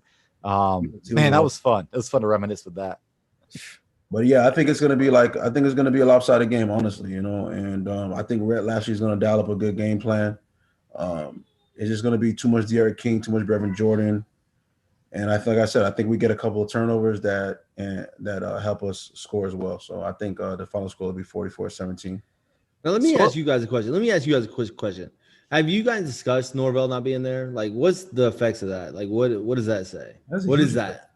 I think it's a big deal because he's the play caller, right? Like, he's not just a head coach. Obviously now all head coaches are either they call plays for offense or defense. You don't have a spring. You don't have your head coach. Like, you've had maybe 25 practices at most. It's definitely not a good thing, right? Obviously you want your head coach to be at the game. But I do think him and Kenny Dillingham are very connected on the same page. And we'll get to my prediction a little bit later, but I do think Kenny Dillingham will be prepared to call the game. What do you say, Freddie? Yeah, I think we're in good hands with Dillingham. Norvell is still doing his thing. He's communicating with the team, so his principles will still be implemented into the game plan. Of course, it's gonna make it difficult not having them on the field for game day, but I think we'll still go forward with the same game plan we would have went forward with whether or not he was there. TJ? I think I don't think it impacts the outcome. I think that Florida State has a better chance to upset Miami if he's there. But I don't the line didn't really move because of it, right? So I don't think it really impacts the outcome. I think it gives us a lower chance to pull the upset, right? Like, I think that wouldn't have predicted us to win with or without him, right? And I don't think that because Norvell's not there, they score another couple of touchdowns or whatever. And who mentioned this? Gabby maybe mentioned this, or talking about Manny keeping his phone. I mean, 2020 is a weird year, in the fact that like once you're up convincingly, like he may not keep the dogs on as long. He may have another year. Create the pandemic and everything. You may see him kind of call the dogs off a little earlier. So maybe it's a little closer, but I don't know. I don't think that Norvell not being there matters. Carp, what do you got? I would say this from my gambling crew: take the first quarter team total over and take the fourth quarter Miami, because a Quentin Tarantino, Martin Scorsese script will come out for both teams. Oh my God. Like I'm telling you, like Mike Norvell is going to be like, all right, in the first quarter, you have to run these plays. And then at halftime, you have to run these plays. So like I'm the same thing with Rhett Lashley. He's going to come out with a serious fucking script, and he's had like shit in his bag just waiting to come out. So I'm telling you, take the first quarter over, take the team total over in the first quarter for Miami. I like Miami 41-14. I definitely think that the only thing that I'm like wary on is the amount of points that FSU will score, whether it's like 2 to 3 scores. But I like Miami to put up 40 and to stay on the other side of the field. I think 1 to 2 turnovers may happen, which will shorten the field and get you that one extra score that you're not typically going to be getting. But I think every rivalry is going to be tight, and it's just going to be at the end of the game where I think it'll be like a quick start for Miami, really stagnant up until after halftime, and then it kind of just gets out of hand. I'm picking, I would say 41-14 Miami. I wish you guys were my bookies, because I would make so much money off you this weekend right now. Picking 30 plus points for the win. Really? I don't think they're offering you that line, but what's your score? No, they're not offering it, but they're all picking 30 plus. They're all picking blowouts. Like, come on, guys. I'm not taking an alt line. I'm not taking I'm not a crazy person. No, I would never expect you to. I'll take it. Yeah. I just think, I wouldn't say any less than 3 touchdowns unless for sure. All right. TJ, where are we going from here, man? I'm ready for your turn. You've been sweating for this. So let's be honest. Miami is a better team this year, right? That we joke about being transfer portal but the transfer portal is going to win this game for Miami, right? It's going to be Derek King, Phillips, Bolden, or Gallus. Crochet. Yeah, like Miami, they've killed the transfer portal, and credit to Manny Diaz for that, because Florida State needs to do that next year, because we're still a few years from having a roster that we want and that meets our standard. But at the same time, man, Vegas isn't in the business of trying to pick point spreads. They're in the business of making money. So they pick a point spread based on where they think the money will flow. A lot of money's flowing on Miami. And at the same time, that spread's not moving much. It went from 9.5 to 11.5. I think Florida State shows up. I think the defense plays inspired.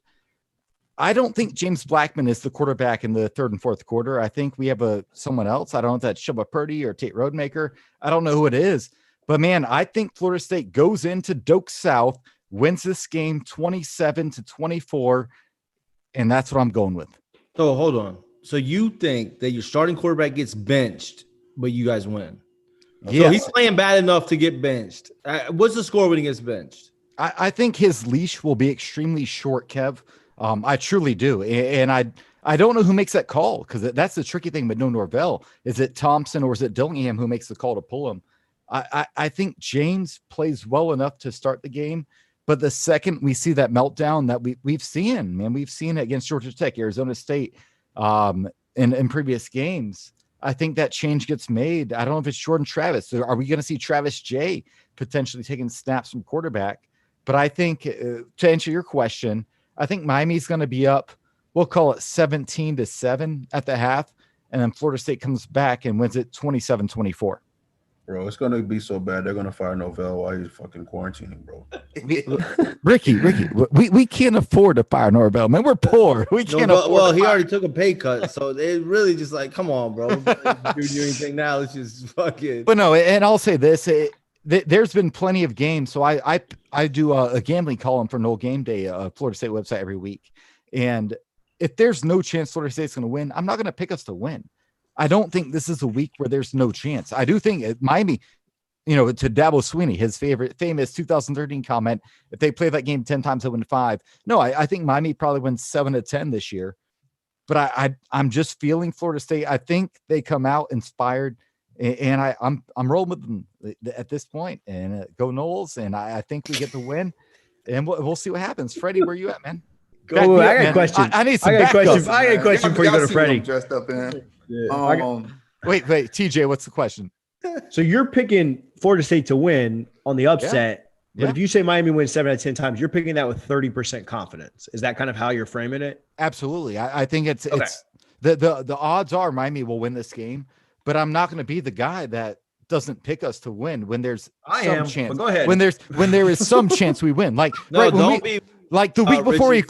the week before we play Clemson, that's an auto loss. Let's be honest. Miami's not an auto loss. They're an okay college football team. They're probably top 25 fringe with all teams playing. I know they're better than us, but I think the upset can happen. So I'm rolling with it. Yeah, I don't would be agree. me, bro. Because I picked y'all last year and we ended up winning by 20. I know, and I picked us, and Yeah. I don't know why you picked us sticking with last it. year. I don't even know why. Nah, because we came off like Georgia Tech. Like that Georgia Yeah. Tech, being there watching us fucking play Georgia Tech was just like, Pulling teeth, man. No, I am excited because I'm gonna be with TJ and Kev at the Cush House this weekend. It's gonna be a fun time. Me and TJ, we're going live with Freddie for an instant reaction after the game, win or lose. If we do lose, I'm gonna wear it, guys. I'm gonna wear it, I'm gonna be a 12-pack deep at that point. But let's go. Yeah. All right. I agree with you on the fact that to me, I'll let Freddie go first, but I agree with the fact that it's not an auto loss, but it's pretty close. Like I don't think a lot of things have to break our way. I like you. I'm saying it's more like 1.5 times if we play 10 times, Out of right? Like 10? that's kind of where I'm landing with it. I mean, his rationale was because I think Clemson will beat us by more. Like it's not all loss like Clemson. Yeah, we're not Clemson, but we're not Georgia Tech either. We're not a Jameer Gibbs Georgia Tech either. At the same time, man, but I hate the transitive theory in college football. I think it's the dumbest thing ever. Do you? Y'all lost to Georgia Tech last year. Yeah. Oh wait. You hate the transitive theory, but you're about to use it, right? Go ahead. No, yeah, well, that's what I'm saying. No, and then, yeah, man, and when we're talking Louisville, they gifted y'all yards. They gifted you half your offense last. And you don't think Florida State's going to give us any? No. I think they're going to come out ready to play and get the win. And Georgia Tech's freshman quarterback gifted you some points too, right? No, I think Asante Samuels made plays on those balls, or he threw them right at him because he's a freshman quarterback. That was Asante baiting him into the plays. Oh, okay. So that was us baiting those Louisville linebackers into letting us guys wide open. All right, we'll see. Hey, all I know, the last time Lashley played Florida State, he came up short. We'll see what happens. All right. Freddie, I've cut you off like 4 times. Your turn. See, you see, I'm dressed up in my no-guess. So I don't know what else. Let's go, Freddie. Don't let me down. But last year I was watching the game, and that's probably the worst O-line we had in Florida State history. Y'all should have beat us by 60, and that's being nice. We had an opportunity to cut the lead to 7 in the third quarter. Of course, that team last year was soft. I think the team comes out a little fired up this week. Marvin Wilson, I think he has a big game, man. I really do. I think the D-line comes out fired up. We make some plays on defense, and I think Terry completely goes off. But it's still going to be a good game. It's going to be a close game, and I got us in the nail, but I think special teams gets us over the hump. And I'm going to have my moonshine and all my stuff ready just in case we don't cover. But I'm going with my nose at the upset, man. Let's go, Freddie. What's the score? What's your score? What's the score? I like Richie's score. What I told you earlier, TJ? 26, 23, 27, like 24. I like that score. I think special teams going to play a big key in this game. I see y'all got a kicker, but I really think special teams going to play a big role early on. I will say Florida State's as good as Miami's kicker is. Florida State special teams look great against Georgia Tech, blocking 3 kicks. UCF was blocking. Yeah, UCF. Yeah, I'm about to say, UCF blocked. No, they got the blueprint from us. They understand now because. But at the same time, my guy. Hey, that's the only thing I've been positive on the whole game. Y'all shut up for just a minute. Kevin, Ricky, and Gabby and the Storm Church crew. I've been pumping up our new Australian punter all off season, and he was dominant in the first game. So yeah, but our Australian y'all gonna give us some 3 and outs, but we're gonna our punt Australian kicker will whoop your Australian kicker's ass, dog. I don't know, man. You ain't seen our Australian kicker. Man, I love that this rivalry has now become like we have the better Australian punter. That's awesome. That is awesome. I love this. I wouldn't bring my kids around this guy. I would bring my kids around our guy, Alex Malstromano. He's got a leg, man. Let's go. Our dude used to crush bricks in New Zealand. I'm pretty sure he was a I think our construction punter's day like, worker. I think he's like 28 years old. Yeah, we've got like Chris Ricks with tattoos from New Chris Zealand. Winky. Oh yeah, whatever. You guys are a bunch of old people at quarterback. I've been down on FSU the whole pod. I think that most people don't get to make 2 predictions, but I hired the graphic guy, so I do. I think there are 2 scenarios that play out here. One, I wrote this down before Kev gave his, but I have 41-10. So I do have your kicker kicking a couple of field goals. I have 41-10 if Florida State comes out and looks at all like they did against Georgia Tech, and I think there's a possibility that happens. I don't, and that's the one I'm leaning towards. I don't have enough confidence to think that Florida State fixed things in this 2-week, break, and then not having a coach around and stuff like that. But if Florida State capitalizes on a few more things that I think dropped by the wayside. I mean, Terry dropped a touchdown pass. Thompson dropped a couple of passes. I mean, if I said this on our show, I think if Terry catches that touchdown pass in the first half and we go up 17-0, it's over. Then we probably do end up winning, right? And still, the problems with the team are still the problems with the team, whether you win or lose. But it just feels better to not lose. If Florida State capitalizes on some things, plays well, maybe gets a late touchdown because Miami calls the dogs off because of the the COVID and everything else going on, I have my second prediction is 31-17. I could see a scenario where we keep it within 2 touchdowns, and I think I'm a little closer to Trey's prediction there. But I'm leaning toward the blowout. I'd love to be wrong. I'd love for us to win. I'd love for us to keep it close. I mean, I think if Florida State, you hate to say like I'd take a 10-point loss right now, but like if Florida State comes out of this game and only has lost by like 7-10, I'm probably going to feel pretty good about that, But I don't. Richie, it's like the loser mentality. It is a loser mentality, but what I want to see out of it, I mean, this whole season is a complete wash. I want to see Florida State improve every week, right? And if we lose by 8-10, we improved upon the way that we played against Georgia Tech. Absolutely. I don't think that happens. I mean, I'll tell you, we talked about this on the roll-up. Like in 2018, I've never felt good about a loss, and Berg felt way better about it than I did. But like, I thought we were going to get blown out that game. And so to lose by 1, I mean, I thought we were farther ahead than we were. Now, it really Miami just sucked that first half. But, Miami was just on a decline. Just Miami wasn't 2000. They weren't as good as 2017 said they were. And that's why we all thought it was a blowout. So we thought it was that was the biggest point spread in Miami's favor in like 14 points. Yeah. So it sucks to lose that game. But you like at that point, you thought like, oh, maybe we're not as bad as we think. Maybe things are turning around, right? Well, that's probably the kind of the same hope we would have if we lose this game by like 7 to 10 points. TJ, right? I was high five my friends, kissing my wife at halftime. I'm like, we're gonna beat these fools. Oh yeah, my daughter's like, sure enough. Who was it? Kev, was it Red Wine that comes off the edge untouched and just demolishes Francois? As soon as that fumble happened, throws a screen pass. No, as soon as that fumble happened, I knew the game was over. Like I wasn't there, but I could feel the intensity. We all joke like Miami, nobody shows up to their games. No, they show up for Florida State. And as soon as Francois fumbled that ball through the TV, I could feel the momentum of that game just shift. Like we're not winning this game. Damn. I mean, the very next drive, we had a long pass that either got called back due to OPI or it was a double pass. It was no, it was before. It was before that. Okay.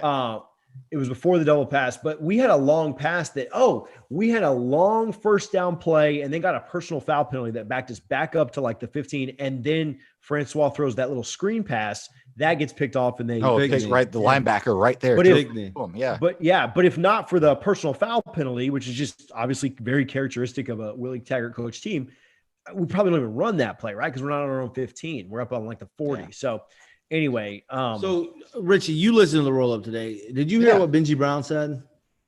I skipped through the Benji part. Yeah, man, it was a 3-hour show So today. Y'all are killing me. Benji basically, I mean, you guys go back and listen. Like he thinks that Manny's about to get into God mode. Okay. Like he says that he knows people, and Benji thinks he's about to get into God mode. Like he learned his lesson. He's about to start grabbing whatever recruit he wants. Like he thinks he's about to go on like a crazy run right now.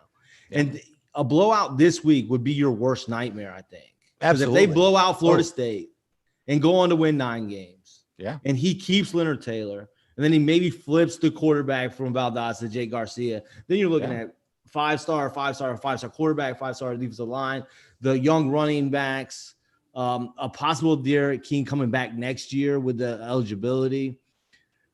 So a blowout right now, and maybe you're picking Florida State. That's to win worst case scenario because subconsciously you can't have Miami win this shit because then you don't know if you're ever going to beat Miami again. Nah, man, I've been around. That's where I'm at. I've been around college football long enough. I know this shit's cyclical, man.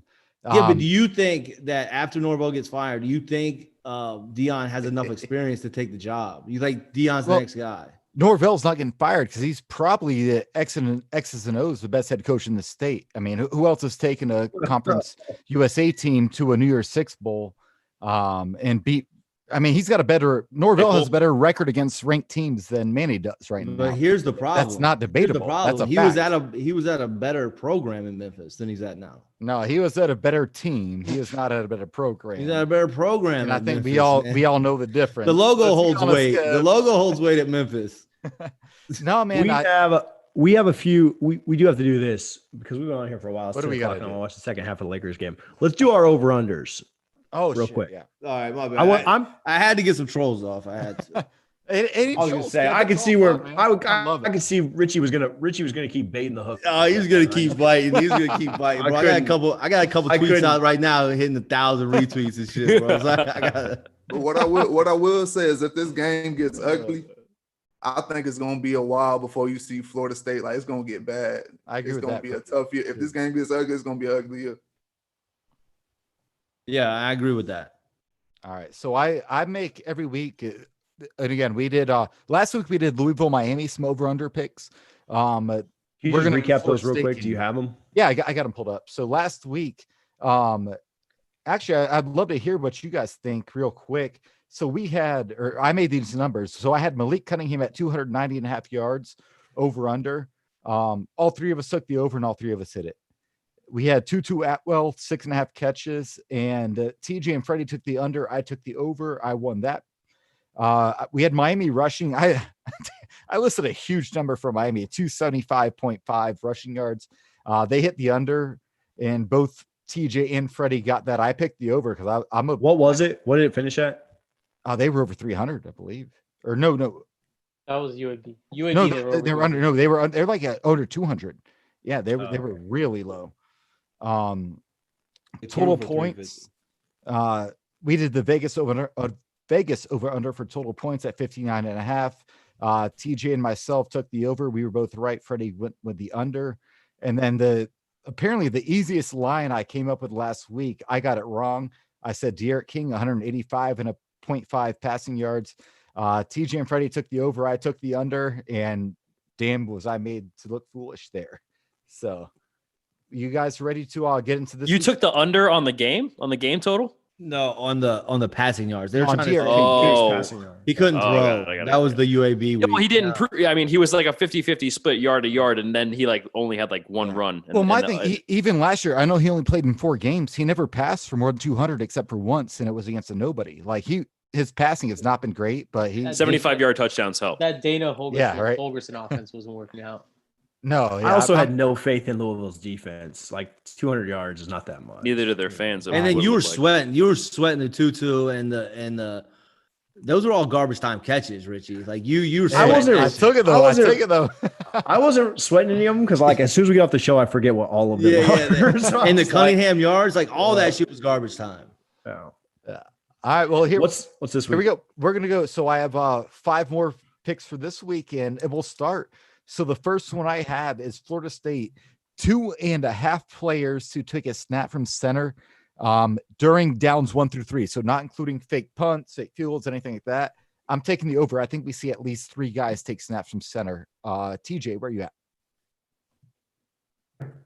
I mean, we're certainly going to see Blackman and Travis. So that's just saying that one more player takes a snap. And I think I would take the over on that. Not necessarily a quarterback, just like a Wildcat. So I'll go over there. All right. Kev, where are you at? I mean, this is because I'm a Palm Beach County guy. I'm going to say one guy, 2 guys. They're both from Palm Beach County. Nobody else, unless Brian Robinson comes in and does Wildcat. Or Just caveat. So he takes the under and the over.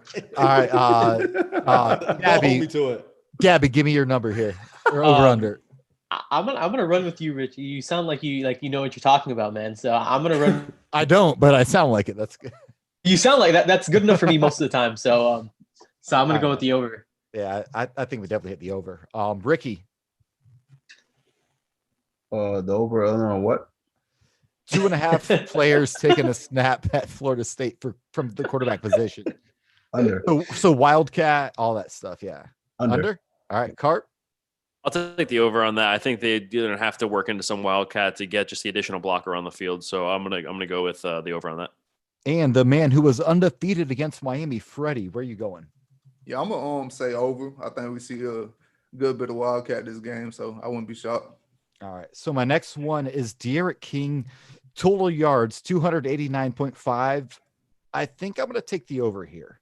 289.5 total. That includes sacks, rushing, etc. Anybody can go ahead here. I'll go over. Over. I mean, I'll go over very, very quickly. I'll go over. All right. So I think we'll go over on all the anybody going under is probably the best way to ask. Is anyone going under on that? In total, are you negating sack yards off the rushing yes, total? Yes, so sack yards will negate from it. Correct. I'll still take the over. If you open up the book, because you said if I was open up the book that you'd bankrupt me, but if you open up a book, let me know and I'll take a credit line. All right, Freddie, what'd you go with? Over under here? I'd say over. Over. All right. So the next one, this one could, this should be easy money, but after last week, I can't, or after 2 weeks ago, I'm not sure. I went Tamari and Terry 5.5 catches in the game. TJ, what's your thoughts? Oof. Can I just go targets? Can I answer targets? No, he's got to catch the ball, man. That's part of the game of football. Man, I'll go over because if it's under, God, if it's under, it's ugly. Yeah, too low. Yeah, I'll go over. All right, Freddie, where you at? Yeah, I'm taking over. All right, I will take the over. Kev, where you at, man? Yeah, I think over. I think they're trying to get him the ball, trying to get him going, throwing bubble screens and shit like this. So I think over. Okay, Gabby. Just for the sake of something down, I'm gonna go the under. I don't know. There you go. There's no consequences here, Gabby. Yeah, exactly. Yeah. This is just for the sake of I have to throw some monkey wrenches if I want to win this thing. So I'm gonna take the under. It's always good to be the contrarian. So Ricky and Carp over under 5.5 catches for Tamari and Terry. I go over. Our corner stink. Right. Yeah, I'll take the over. I mean, I said that they were due, so I definitely would take the over at 5.5. Scary right. Terry probably pops up.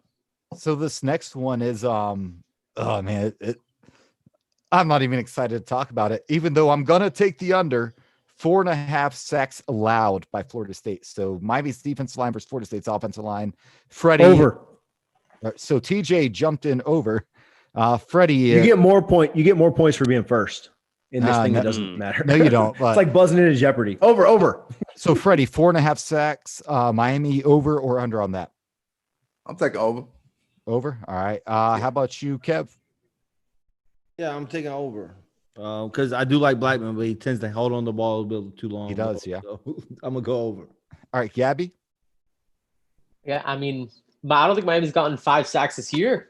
You got 8 last year. Yeah, 8 Yeah, Greg Russo had 4, so I think you subtract that, and you're about there flirting with it. I guess I'll go over. I feel like I don't know. I feel like that's a really good line, Rich. I mean, you'd probably take my money, but I guess I'll go over. I try, man. I lose a lot of money gambling, so I like making good. That was a good one. That was a good line. That's a good line. Richie, did you take the under there? I did take the under. Yeah. Because I was wondering how you had like King going for 300 and 17 sacks and everything else, and still picked us to win. I just needed to Wait, 17 sacks? What the fuck are you talking about? Tate Rodemaker coming in down 17 to save the day. Dog. I got the over there. No, Kev, I got Auden Tate coming back from Cincinnati to get a touchdown late in the game. Let's go. No, Ricky and Carp, what do you, 4.5 sacks for Miami's defensive line. What do you guys got? I got over. Yeah, I'll take the over for sure. The overs club is what plays. All right. And then the last one, and this is going to be, you can call it Florida State's offense or Miami's defense. So this is the official Bovada Vegas line. Florida State 22.5 points. I have the over because I have us winning the game 27-24. Freddie, over under 22.5 points. Florida State. Yeah, over. All right. I mean, all the Storm Surge guys are going to go under here because it was what their score prediction was. But I'm going under too. I'm going under as well. All right. But that's an interesting line to me that Vegas has set. Yeah. I mean, I'm telling you, like, unless we give up 60 and just have that many possessions, I think 23, 24 points is a massive win for FSU. I don't think Miami's defense is great, but I think that Florida State looking competent enough to score 24 points a year after they just scored 7 against Miami. Yeah. Again, I know Miami's defense is not as good as it has been in the past. We're so out, some depth issues in certain places, but I think 24 points would be massive for FSU. Again, you give up 63, it's probably just because you got a billion possessions. But so the Vegas line, I think they had Miami at 34.5. So it's 34.5 to 22.5, which is right where the line is at 10 or 11.5. But yeah, that's basically where they think it is. And I agree, TJ, if they get above 24 points, that's a huge win. Cause I do think, and I joke all the time, Manny Diaz, I do not think he's a good head coach. He's an elite defensive coach. And even when he doesn't have the talent, he puts his guys in the right position to make plays. So it's going to be a challenge. If Miami hits 30 points, Florida State's not winning. They can't get there because Manny Diaz is that good on defense. So I agree. That's why I picked us 27-24 because I don't think we can get beyond 27, and that might be a reach. It might be. We're not convinced, but it might be a reach. The only thing I have, if you guys have anything else on the game, I'm totally down to talk about it. We've been on here a little while, so we can get out. My only question for you guys is once Miami makes the finals next week, how many games do you have it going until LeBron beats them? Here's what I'm telling you. Here's what I'm going to tell you. LeBron can't take that scouting game. Like, he can't take a game to watch and see what's going on and shit.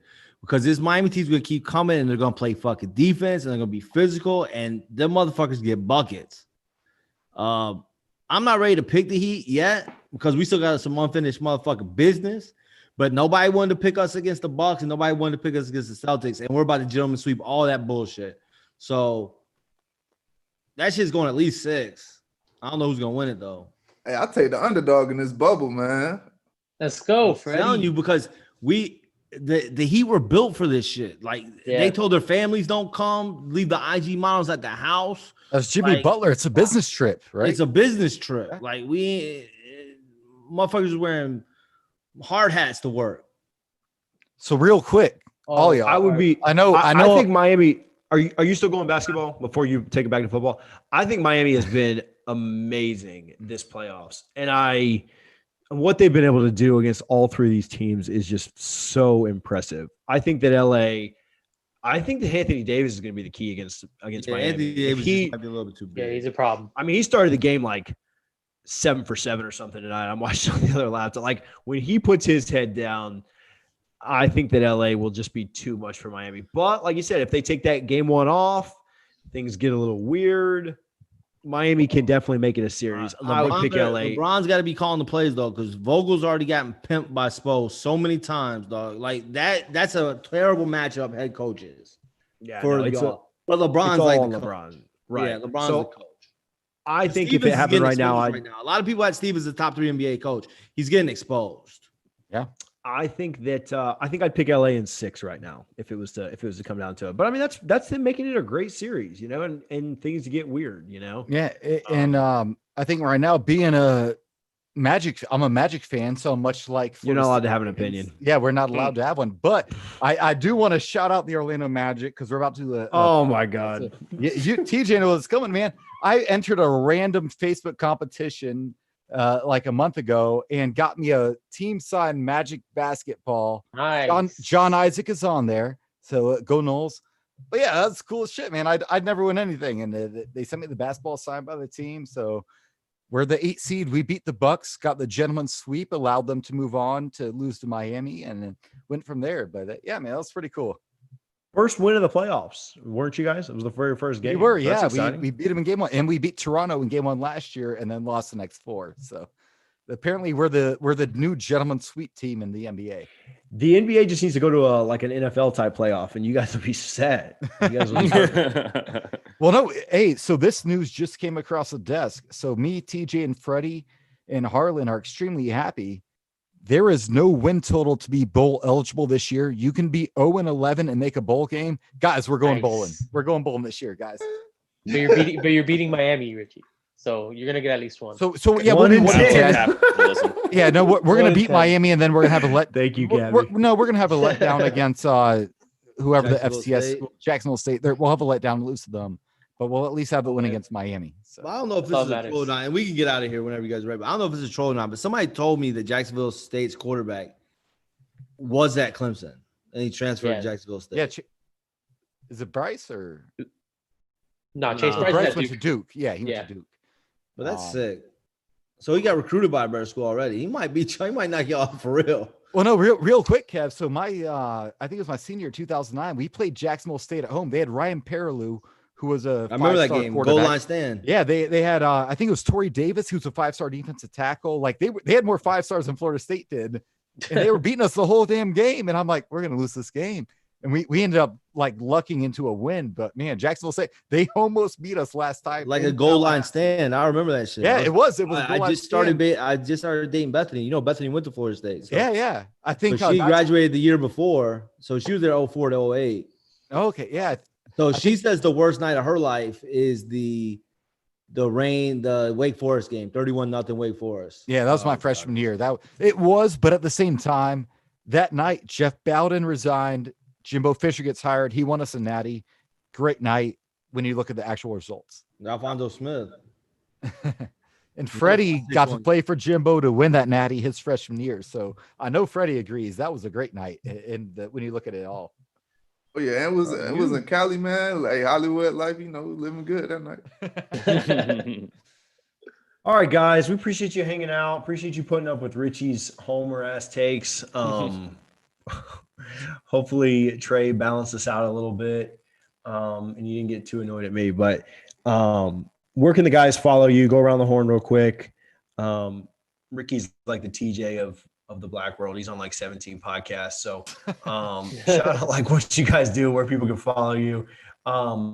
If you want sensible Miami takes, don't listen to any of this next 2 minutes. But if you want, loud and proud, where can people follow you guys?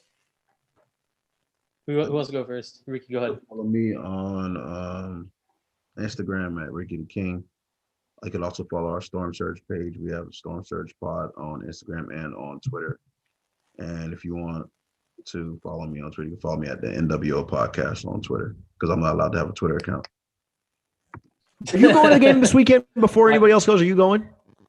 No, I opted out of all games this season. I can't Ricky go. Ricky opted out this year. Yeah. I just didn't want to see any videos of you cussing out my poor little 3 stars, okay? Like, say that for North Carolina. Don't be cussing Big Country out in front of me, bro. I swear I'll drive down. Funny story, the 2018 game versus FSU is the game where I went into the stadium. Yeah. I found out my tickets were not valid anymore, so I had to watch that game from home. That's wild as fuck. When you pull up to the game, you've been tailgating, ready to go in, and like, nah, dog, not you. Hey, I canceled. The guy on the paper. No, they're calling like the parking lot attendants. We told you not to let his motherfucking ass in. Now get him out of the orange lot, bro. That's the day I found out that there's a jail in there at the stadium. There's like an actual holding cell. Yeah, I knew is. that. Yeah. I knew that. Secret Service The Secret Service came and got me, and they escorted. Secret Service. I don't think it was they Secret came and Service, escorted bro. me. This is Well, I nanny don't- service. I don't know if y'all follow Barstool at all, but Dave Portnoy went to the Super Bowl when he wasn't allowed and got carried out by police. I feel like Ricky's like the Portnoy for the Storm Surge pod. Yeah, Shows up at Hard Rock Stadium, he just gets carried out. Promptly removed. Kev, Gabby, Carp, where can they follow you? Kev, go ahead. Yeah, listen to Storm Surge, man. We drop that shit every Tuesday morning.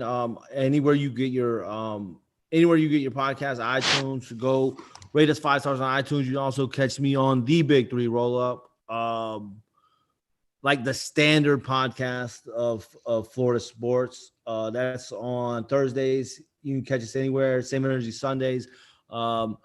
Every Sunday, it's a big show. Go ahead and join our Patreon to get exclusive content. We got shit coming out from the Kush House. And if you want to follow me on Instagram or Twitter, my Instagram and Twitter is at 561_Kev.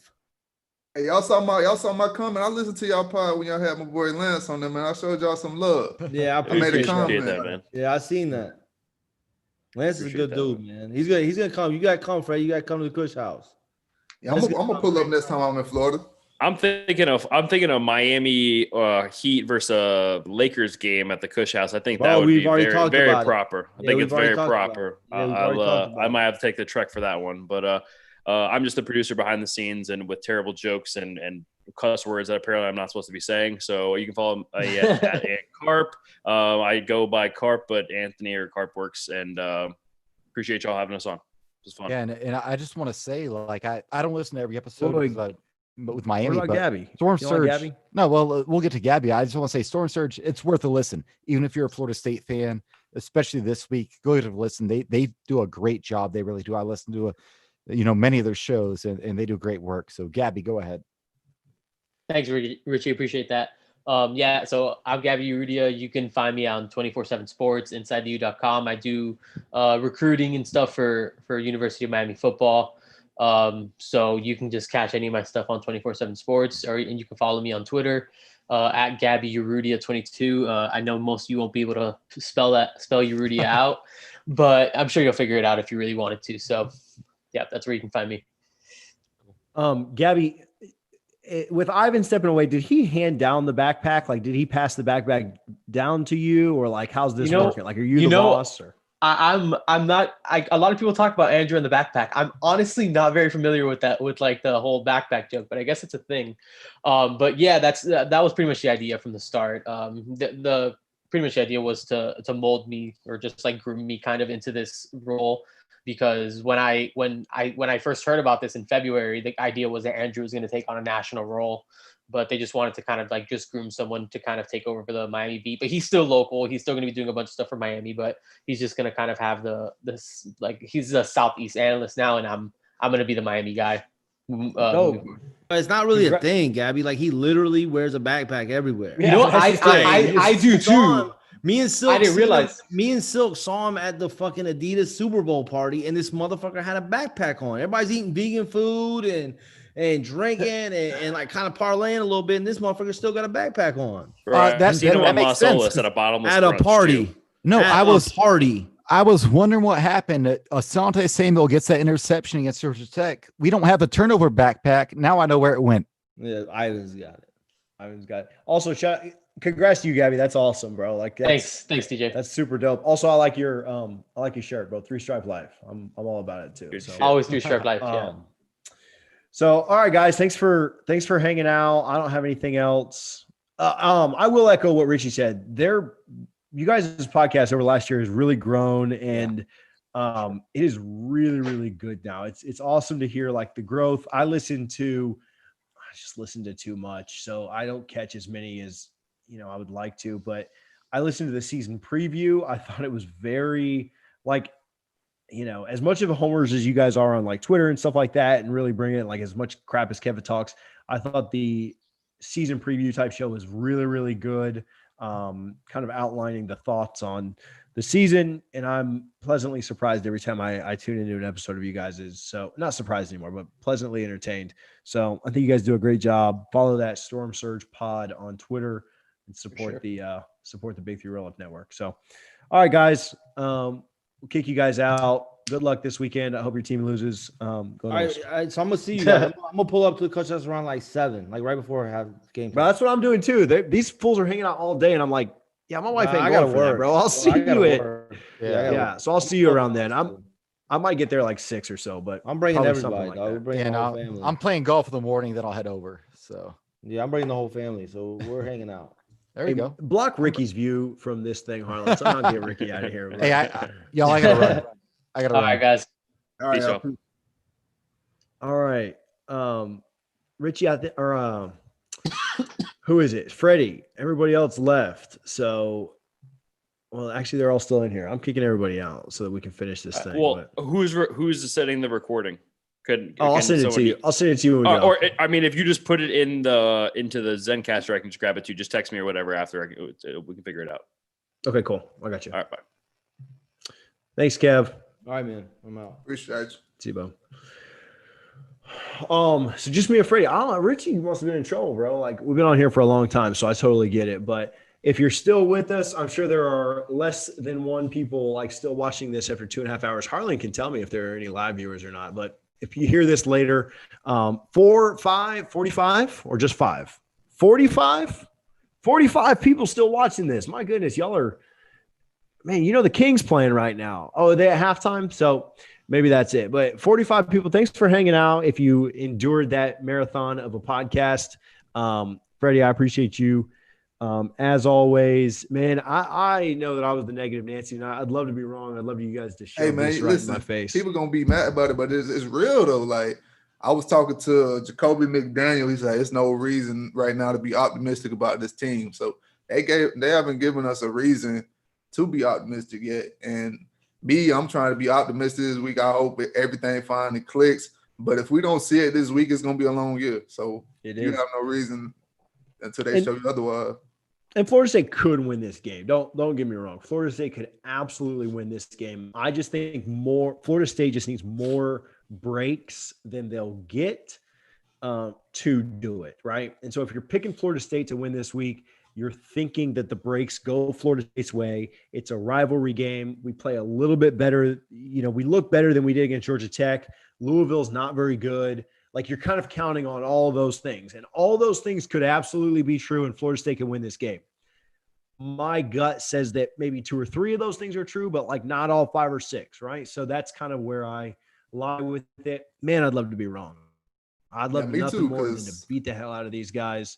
Bro, like I you know, if we play Florida this year, I'm telling you, Florida's an auto loss. Florida's a good team. Miami's not a great team. I think they're an above average team. But like, I would already kind of resign myself to losing to Florida. And I know that hurts to say too, but Miami's the one I feel like we said at the beginning of the year we could win, we have to win. So man, I'd love to beat the hell out of these guys, but you know, we'll see what happens. Before the season, we all picked us to beat Georgia Tech, and I think we all had Miami as a must-win. So it's more so than ever a must-win. Now, if we don't win this game, I think it's just going to be tough for the guys' morale. Guys go back to their old ways, and we start seeing a lot of guys in the transfer portal, and the culture issue, it becomes a major issue after this game if we don't win. And not only that, if we don't win, if we get blown out, we can play a close game and then find a way to get the guys back on board. But if we get blown out, it's going to get ugly. Yeah, not going to be good. So we will be back with you on Saturday in the Discord. Go to our Patreon, patreon.com/doublefriespod. Richie and Freddie and I all hang out in the chat room during the game and take your questions, give our comments on the game. I know you don't really care about mine, but Freddie gives his, so those are dope. So hang out with us there, patreon.com/doublefriespod. We had about, I want to say we had 7 or 8 people sign up this morning or today. So if you want to support the dopest FSU podcast around, then go sign up. We will also do an immediate reaction pod after the game that'll last for 15, 20, 30 minutes, depending on how much we want to talk. If we win, it might last an hour. If we lose, it might be 15 minutes if we get blown out. So we'll see how it goes, but we will do an immediate reaction pod for the Patreon supporters as well. You have anything you need, you can shoot a DM on Twitter, Facebook, or Instagram to Double Fries Pod. Again, appreciate Guthrie's in Tallahassee, 1818 West Tennessee Street, 2550 North Monroe. And appreciate everybody that tunes in and checks us out. I picked a song last night. So do you have one tonight, Freddie? If not, I'll give it to Harlan. Yeah, I don't got one right now. You got one for us, Harlan? Harlan, you got anything? All right, so I did, after y'all kind of flew that song on me the other week, I did pick out some songs just in case this ever happened again. My man came prepared. Yeah, so this is Miami week. Man, let's go with my boy Post Malone, 1,000 Bad Times, just in case we lose. All right, let's do it.